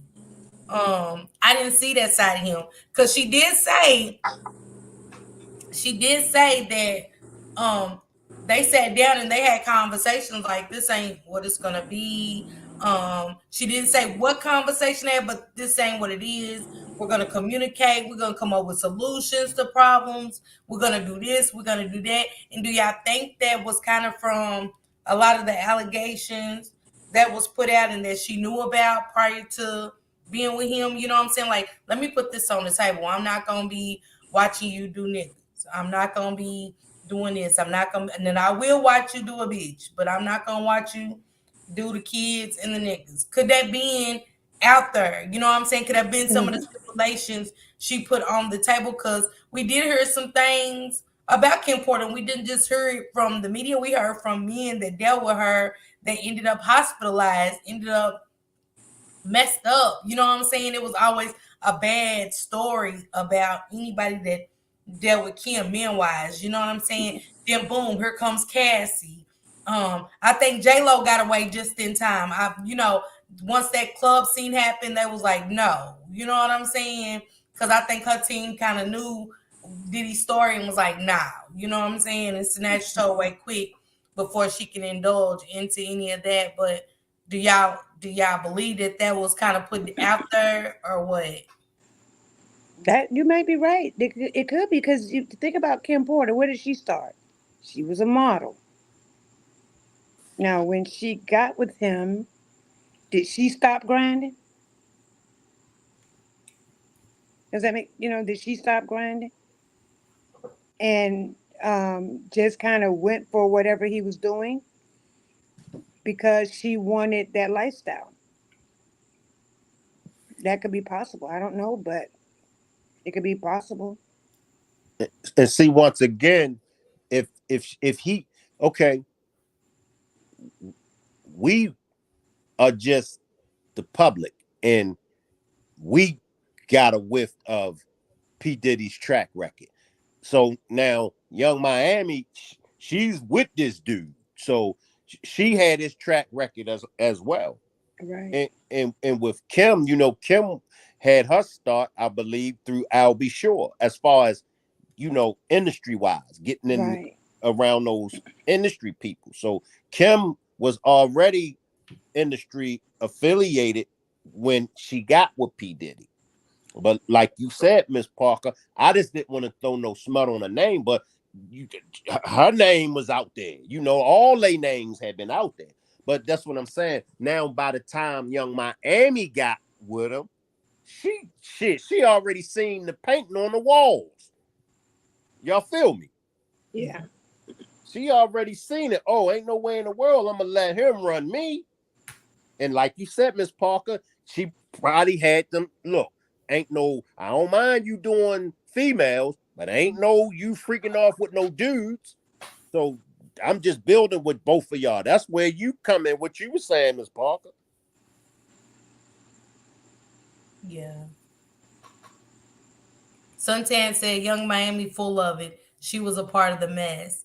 And Suntan, I strongly believe that she was down with a lot of stuff he did. And that's where I was saying with I'm not taking anything away from this situation, but I'm just saying like if we know that somebody is with somebody that is down with that type of stuff, can we not agree that she was down with it too? You get what I'm saying? So Well, she couldn't ignore it, Miss Parker. You're absolutely correct.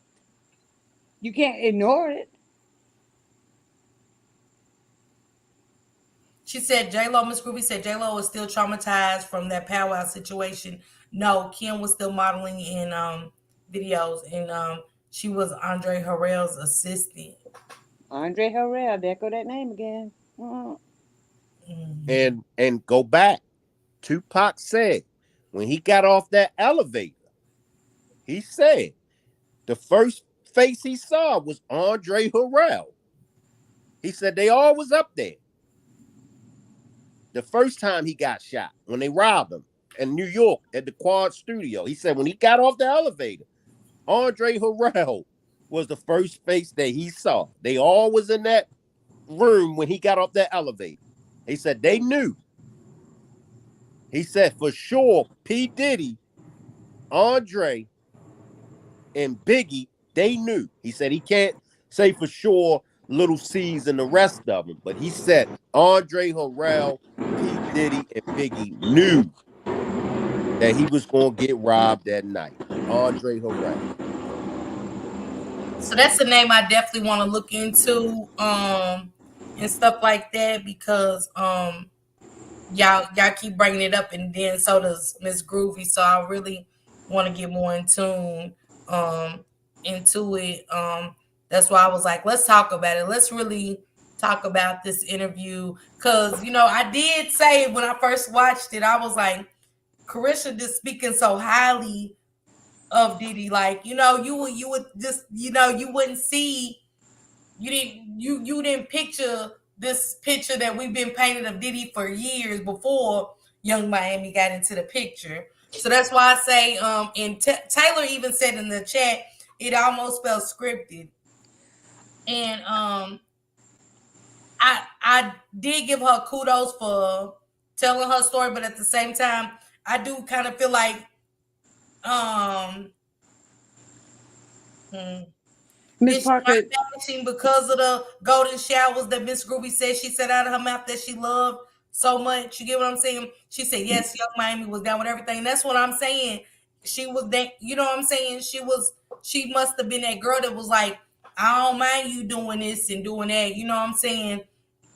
A little ecstasy in our drinks and, you know what I'm saying, a little powder here and there and XYZ. I very much think I do. You know what I'm saying?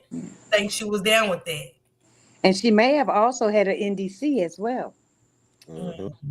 Mm, mm, And that's why I was calling her what I was calling her. Like you just you see it for what it is. Like, and then like you said, Miss Parker, she definitely knew something. I think you said the same thing, Mel. She and can't say she knew everything, but she knew something. She knew something. And like Miss Groovy, Taylor X, Suntan, and everybody else, it was a payday for Young Miami. It was a payday, a big payday.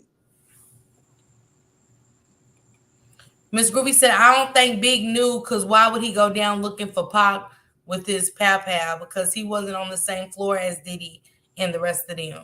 Big never came down. The only time Big came down is after Big left the pow pow and the piano. When they came up, listen to Gene Deal and somebody else. I think Lil C. But Big left the pow pow and the piano. And somebody else had to go and get that pow pow out of the piano. See, if we go back and just start with Tupac, most people thought Tupac was on some paranoid or even some jealous type ish. Tupac laid it all down. Now that was 28 years ago, 27 years ago. And if you go through Tupac songs, he got songs. He talk about it. He laid everything down. That's where 50 Cent got his whole blueprint from. Tupac. 50 got his whole blueprint from Tupac. Tupac laid it all out what went down, but everybody thought Tupac was jealous. Everybody thought Tupac was paranoid. Tupac had already knew because he had people in New York, his cousin. He had other people to do Big Stretch. The people, them drug dealers, them gangsters, Jimmy Henchman and them, they were sending the messages through Big Stretch. Now, when they got robbed, it was Tupac, Big Stretch, and another dude. Tupac wasn't the only one that got shot. The other dude got shot too. Now, Big Stretch, he's the biggest one out of all of them. Tupac said when they pulled out the guns, they pulled the guns on Tupac and the other homie. He said not one gun was put on Big Stretch. Big Stretch, the biggest one out of them. So you definitely gonna have a gun on this big dude. Tupac said they never put no guns to Big Stretch. So after the incident happened, after they got robbed, after he got shot, the same people that shot him, that robbed him, they was sending messages through Big Stretch. So he said, how in the hell is they sending you these messages? You supposed to be my man. You supposed to be with me. And these niggas, why do these niggas feel that comfortable sending messages through you? Nigga, you was there when it went down. Go back. If y'all, and I probably do this demonstration, you know, revisiting everything that Tupac gave us. Tupac said it. He said it. He was saying a lot. He said, I was at the party and Quincy Jones said, hey, Tupac, you want to screw me in the ass? Everybody thought Tupac was out his mouth. Tupac. Quincy Jones ain't say that. Yeah, yeah. Because Biggie was supposed to have been on Tupac's label, Thug Life. Because out of Biggie and Puffy and all they mouth, Tupac used to let Biggie open up for him. Miss Groovy said now when C told him they were jumping Pac, Big was on the elevator in 2.5 seconds looking for Pac. If you listen to Gene Deal, and if you listen to a couple other ones, they say Lil C's was lying. Now, let me just backtrack. Now, Lil C's did say that, so let me just backtrack. Maybe it's true, maybe it's not. I don't know, Miss Groovy. But I know Gene Deal and a couple more said that Lil C's was lying about that incident. But I don't know, Miss Groovy. I don't know. But I can accept it. But I'm telling you, Big, listen to Big Raps. A Long Kiss Goodbye. That's about Tupac. Kicking the Door. That's about Tupac. Who Shot You? That's about Tupac. You got to just backtrack everything. Big wasn't the saint. Big wasn't the angel that they think he was. But let me ask you a question. Do you think that they turned Big out and you know what I'm saying? My honest opinion with Big, either Biggie was scared or either Biggie was just on some grimy ish. It's I know. one I'm or the just other. saying, was he participating in the freak offs? He got a song where he talk about sucking the girl daddy's, you know what? Oh, wow. He said, you look so good that I suck on your daddies. I don't give a, excuse my language, I don't give a F how good you look. I ain't sucking nobody. You know what I'm saying? But Biggie had some lyrics, some, those type of lyrics in some of his records. And I guess because they kind of like semi-exposed who they were, that's why they put the hit on Pac. Bingo. Pac wasn't having it. Look at his background, Mel. Pac from the Black Panthers. His mother was locked up the first 8 months fighting a conspiracy to blow up government buildings. So, and just look at all his uncles, his aunts, all of them Black Panthers. Yeah. So they was with it for real. Pac shot the two off-duty polices in Atlanta. Remember, they was beating up on the black guy, and Pac went. But he ain't know they was polices. But he pow those off-duty Atlanta police officers. And Pac was 25 years old when he was just too powerful. He was too powerful. So somebody, if he didn't fake his death, we know somebody put their hit on Pac. They wanted Pac dead. Well, Shank, are you gonna do a live about that? I think that's really interesting to get down to a lot of the names that was mentioned here tonight. You get what I'm saying? Yeah, I can. And it might bring a little closure to a lot of things for people that don't know, because a lot of names y'all was throwing out the Clive Davis, yes, only because of when the industry stories hit.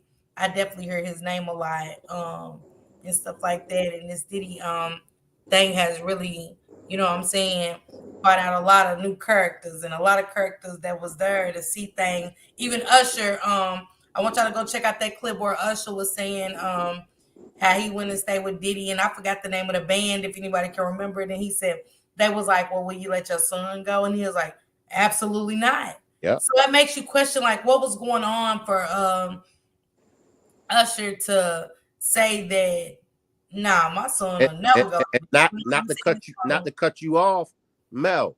Tell her who dropped Usher off to P. Diddy. Tell her. His mama.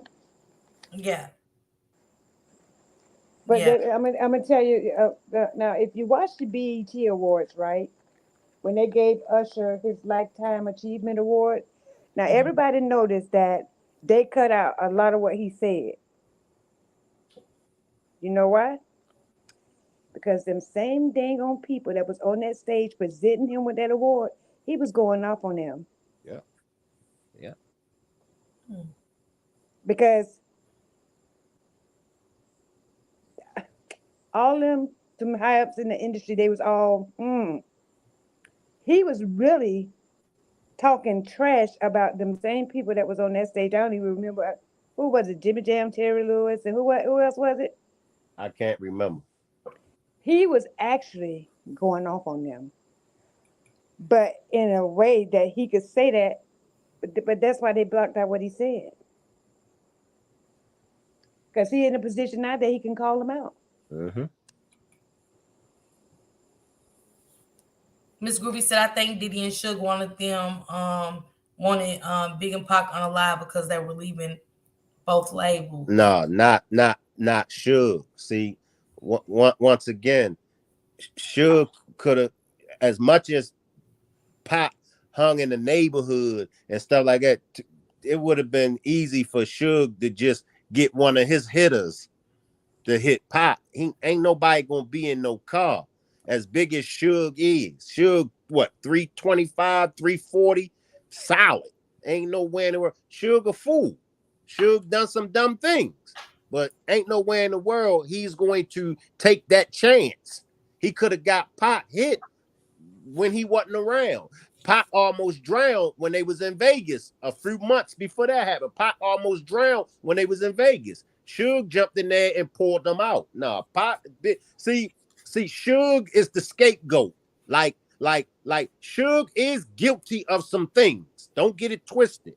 But the majority of the things that people label Suge, that Suge ain't had nothing to do with that. That wasn't Suge.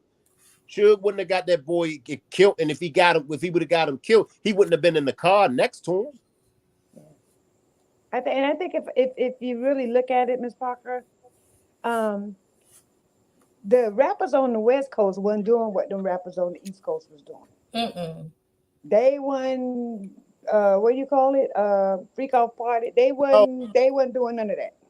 because, and then I'm gonna slide back out, Mel, because the West Coast, you gotta understand, and this is what the East and West Coast, this stems from the beef. But the West Coast rappers, they had their own independent labels. Like Right. only independent label, it was only three independent labels on the East Coast. That was Murder Inc., Rockefeller, and Bad Boys. But they were still under the major labels compared to the West Coast rappers. Them West Coast rappers over there, they had their own independent label. Same way with the South. So they didn't have to, they wasn't subject to, the y'all know what I'm saying without saying. Yeah. Mm-hmm. They wasn't invited to the party. No, no, no. Miss Groovy said his mom dropped him off to see the lifestyle, and that's what stuck to me. Miss Groovy was the name Diddy's Flavor Camp. I mean, it was the name for some reason that stood out to me. When Usher was talking about it, I was like, Diddy's Flavor Camp at the age, you know what I'm saying? That he was. I mean, I think just hearing the name, it would have been a no for me with the kids. Hopefully when Shank Rock goes live, we can also get back in more into the Usher part, Shank, because it stems from, like I said, with Shank Rock bringing up R. Kelly. Why aren't these parents being held responsible and things like that? And Miss Groovy saying, well, Diddy's Usher's mama wanted to sue him because he was seeing too much, but who is dropping their kids off at that age for a year to live with a man? You get what I'm saying? So it all comes down to the parents being money hungry as well to me. You know what I'm saying? And so Absolutely. much more. It's so much more into this story, especially with Diddy being involved. You know what I'm saying? And I agree with Diddy being jealous of Pac and Pac and Biggie's relationship. I definitely agree with that too, Miss Groovy. Mel, it's always a blessing having you up here. Don't go too fast, Mel, though. My next live is going to be about protecting our energy. Are we protecting our energy from energy vampires? You know what I'm saying? Okay. Are we I want to talk about the 10 rules to fuel your life. Work and team with positive energy. And when I come back, I want to three things to be wrote down from my chat if you're interested in doing this live is my vision for life, for my life, including my health, and tell me what that is. My vision for my work, career, job, and your team, and my vision for my relationship and family is, because I think we've lost sight of a lot of those things. You know what I'm saying? Me in particular didn't have a vision. I lost my vision. Again, not having positive people on me, and this is the name of the book, The Energy Buzz, by John Gordon. Okay. And Where'd I you get joined the that? Amazon? I went to Barnes and Noble and picked mine up. I walked up Okay. there today and got it, and I'm almost through with it, Mel. Believe it or not, I got it today, and I started it at like maybe 5 o'clock, and I'm almost done with it and stuff like that. It's a Like fast read.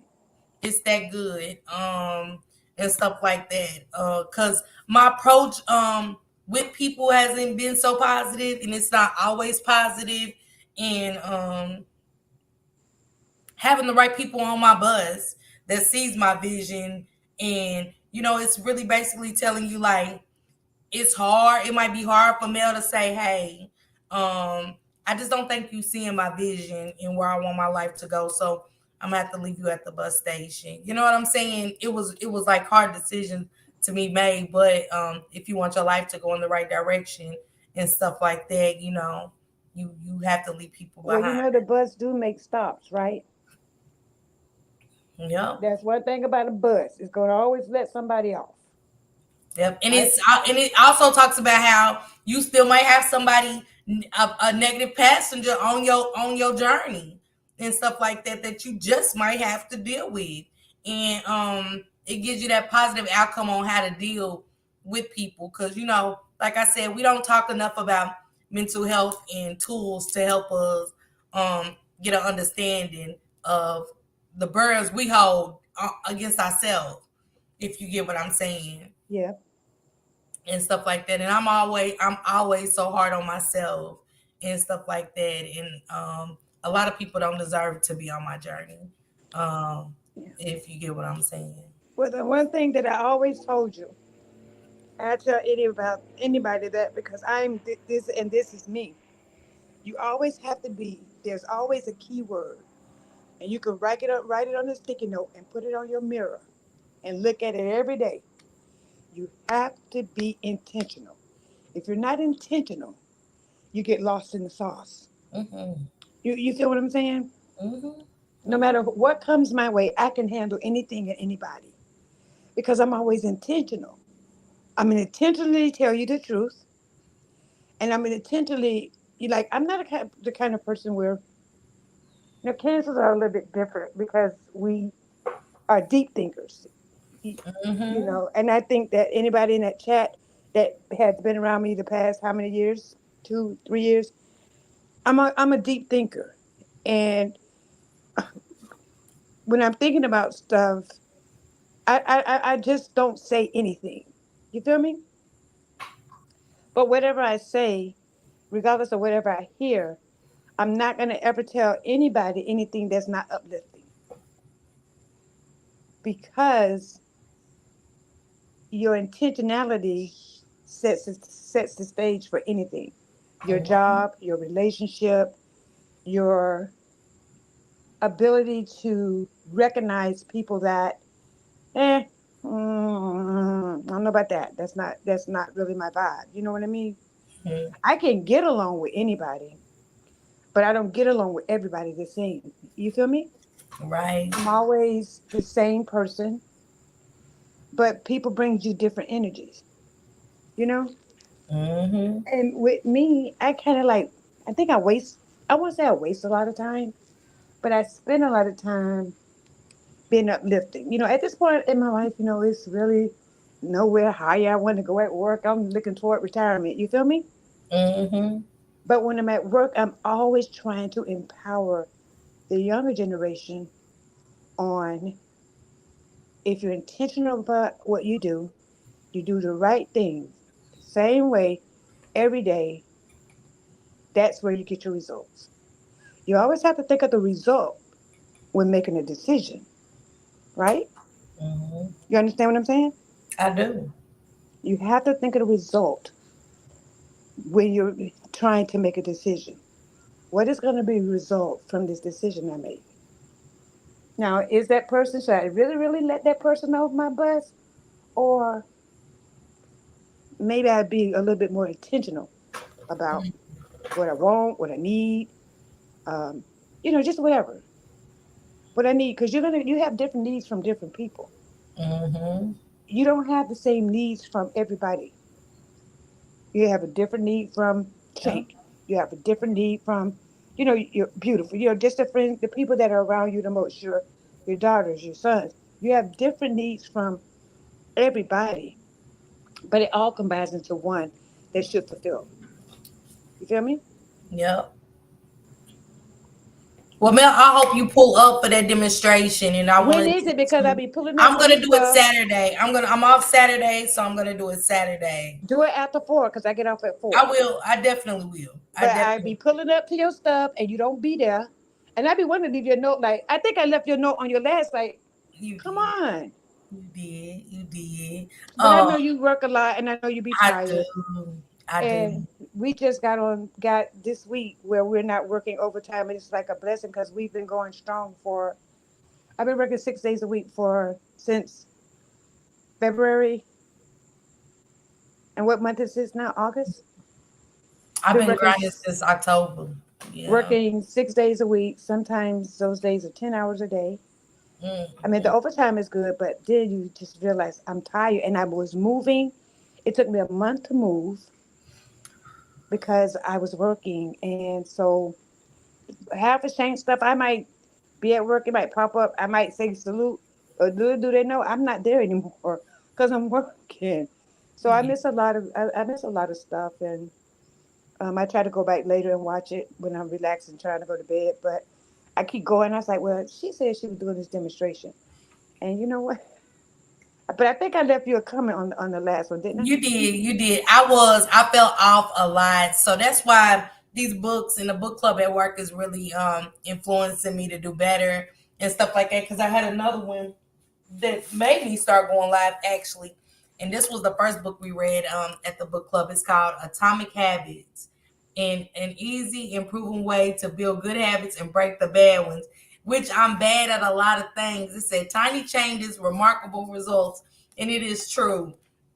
And But I was just kind of skimming through that book. I was like, God, this is so like, because I'm used to reading the Zane books and the, about Tyrone. Wearing the yeah, Tom Ford cologne and he slept with what? Like, I'm used to that. So this was new for me, but it was very much what I needed. And then this is our second book. Again, you guys, it's called The Energy Buzz by John Gordon. And when I say this book has like less than 2 hours, I'm almost finished with this whole entire book. So I'm super excited hmm to go upstairs and almost complete it. And stuff well, like that. And well, Mel, put I that hope you sticky join me on note, the panel. put that sticky note on your mirror, and every morning you look at it. Just write 2 words on it. Be intentional. Throughout your whole day at work, be intentional about everything you do. That means I intentionally did this. I intentionally said that. Because when you're intentional, then that you'll see a difference. So when you're contemplating things, you be ready, you contemplate, oh, should I do that? Or should I say this? No, be intentional. Be Hmm. intentional. And that changes your thought process. Yeah. Okay? Now, what Yeah. was you saying to me? Nothing. I said I hope you pull up on the panel with me Saturday because we I always will. you always want me to talk about mental health and it's definitely much needed. Miss Groovy, thank you so much for just being in tune with the situation. You and Taylor XO and everybody else. Auntie on site April, you know what I'm saying? Miss Callie, Full Life, everybody in the chat, my girl hip hop caviar, you know what I'm saying? My sis beautiful nightmare. Thank you guys so much. My girl, Dirty Red Vibes, Roaster Toast, um, Gordo, Shank and his 1,000 hoes. You know what I'm saying? Lord Jesus. We Um, mm-mm, yes, everything mm-mm, was hoes. mm-mm. Bray had a little lamb in a hole. You know what I'm saying? A Humpty Dumpty fell off the wall in a hole.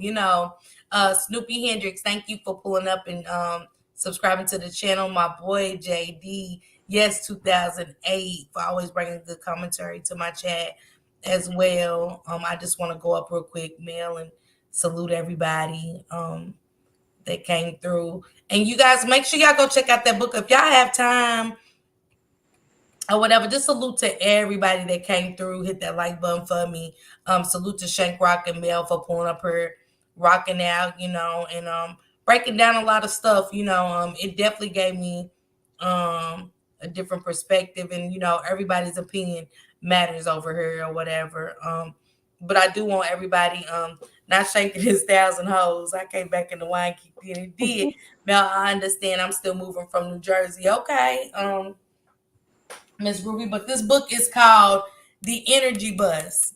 The Energy Bus by John Gordon. Get this book out. It's a must. It really is. It's a must. And I know in time we think we got our life figured out. We all think we got everything together and we are just stuck on being okay. It's a different way. It's better for us. You know what I'm saying?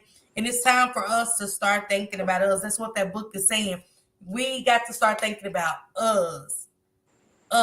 Mel got to start thinking about Mel. Miss Parker got to think about Miss Parker. Um, we just got to start thinking about us. A lot of times we are worried about what's going on over here with them, what's going on with Mm-mm, my kids. I do that, y'all. I think mm-mm. about everybody but me. I'll go to the mall and I'm like, okay, I need some new shoes. Even though I don't need new shoes, I just be wanting them. But the first thing I see is my grandkids, my kids. Oh, this would be cute. Let me grab this. So I don't went and totally forgot That's all me. about That's me. me all day, Miss Parker. I used to do that so much, and then I would look and everything that I had was like 10 years old.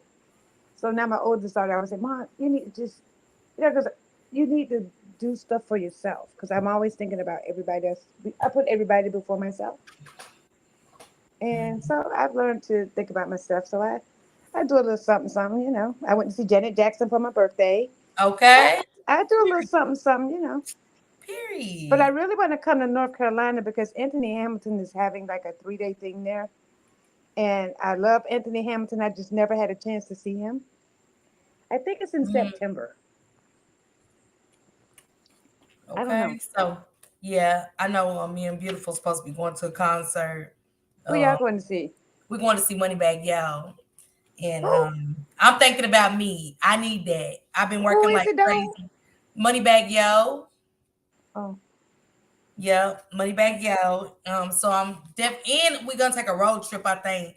So, but I'm super excited. You know what I'm saying? I need to live life. I need to get out and experience other things besides where I am, where I came from. And I don't wanna live life being just stuck on let me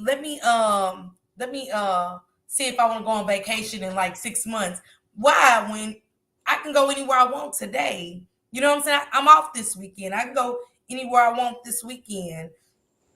I can go anywhere I want next weekend. I'm off. It's Beautiful's birthday. I can go anywhere I want the weekend after that because I'm off. So oh, I it's don't want to keep beautiful getting birthday stuck next on weekend. living life with working, my money just going towards my hair, my nails, an outfit and shoes here and there, But you bills. don't go nowhere. I don't go anywhere. Man, I don't go Oh, nowhere. That's that's that's good. You sound like me. But when I want to go, I'll go. So I said, well, my birthday is July 20th. Janet Jackson was in Orlando, so of course I was in Orlando. And I don't know what's next, but I'm thinking New Edition in Vegas, October Mm, something. I haven't mm, seen their Vegas thing yet because they're only there like a week at a time, and then they leave and they come back. So they was there, what, February? They left, came back in July. They leaving again, and they come back in October and November.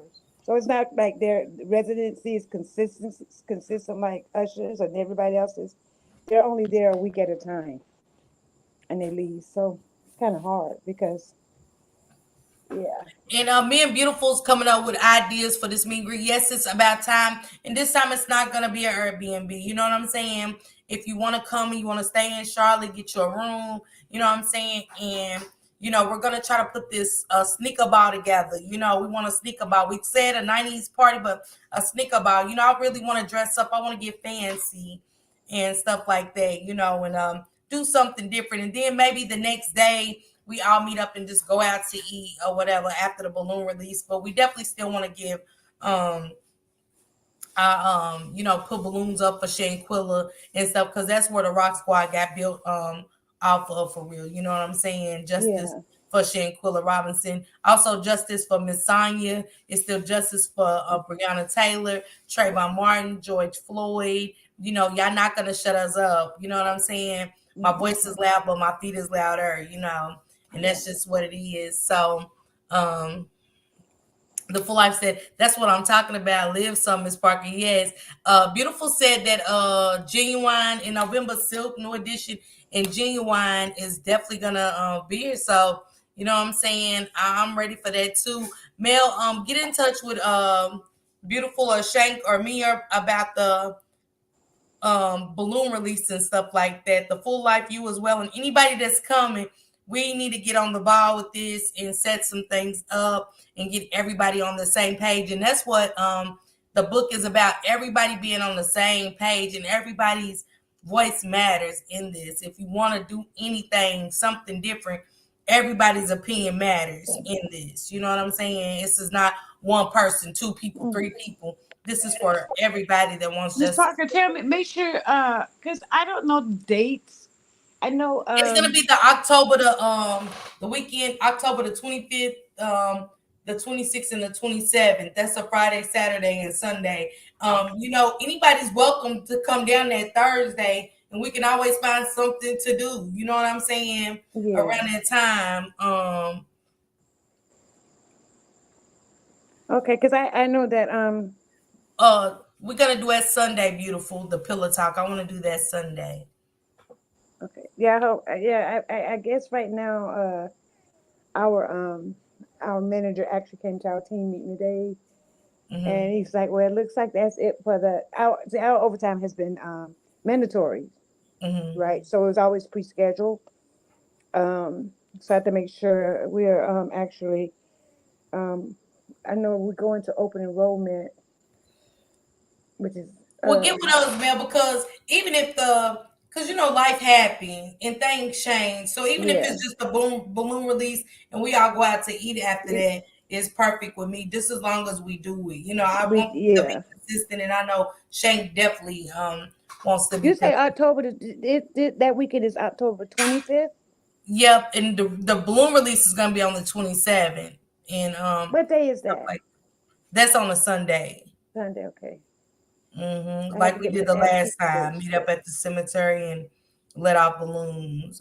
Yeah, I didn't know what I was doing. I never got any messages or anything, so I Yeah, I'll didn't. definitely get with you. We'll definitely get with you this weekend and have a Perfect, conversation. perfect, perfect. Please The do. full life you're here, so let us know. You get with Shank and let us know what y'all want to do. Miss Groovy, I would love for you to come as well. You know what I'm saying? All of the Rock Squad, everybody that's been fighting for justice for Shanquilla to let off balloons and whatever. And it's just a meet and greet where Yeah, we already know each other in the chat virtually, but there's nothing like getting together for the right cause. yeah.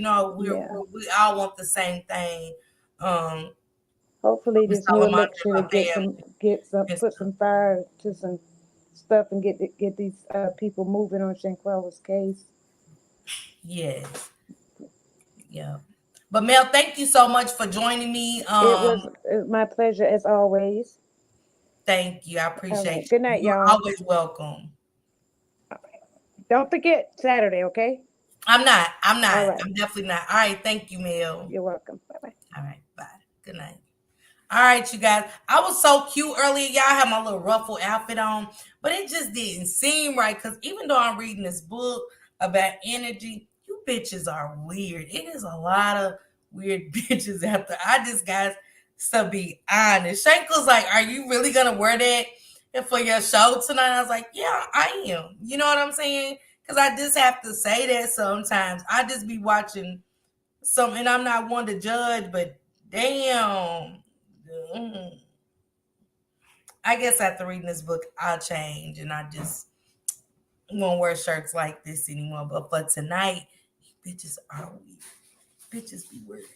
But thank you guys so much for pulling up, hitting that like button for me. It's beautiful, said very weird girl. For real. But yeah, we're gonna be doing pillow talk Sundays and stuff like that. And pillow talk Sunday, I think I want to do segments, and I don't think I want to always be a part of the segments. I think beautiful do a segment, and if anybody got a pillow talk segment they want to bring to the panel, you are more than welcome to come up and bring up your pillow talk experience. I think we all have had some pillow talk experience. I have. You have. You know what I'm saying? What was the outcome of it? Was it a man? Because more than anything, it turns me off when a man just pillow talks. If we're in a relationship, that's different. To me, that's not pillow talking because I'm just talking to my dude. Like, babe, let me tell you about this. Let me tell you about the boss. Let me tell you about this. So I don't think it's so much pillow talking, but when you just really just picking up the phone and engaging in conversation, and like I said, a man especially, it really turns me off, and I've got a lot of experiences like that. But I have engaged in pillow talk that wasn't good, and it wasn't good outcome. So I really want to do pillow talking Sunday and stuff like that. And again, thank you guys so much for joining me, dog. This has been long, a long night, a long live, and yeah, hoes for Shank Rock, Lord, forgive him. You know what I'm saying? But those are his thoughts, and I don't want to take nobody's thoughts and responses away from him at the end of the day. But if you have a community wide, please share this live. Don't forget the like button to keep me going in the algorithm. And for those that send super stickers and super chats, thank you guys so much. And for my members, thank you guys for holding it down and sticking through my absence with me. It means everything. It means that y'all care about me and y'all still showing me support in a major, major way. But everybody go have a good night and also have a great hump day. See you guys on Saturday.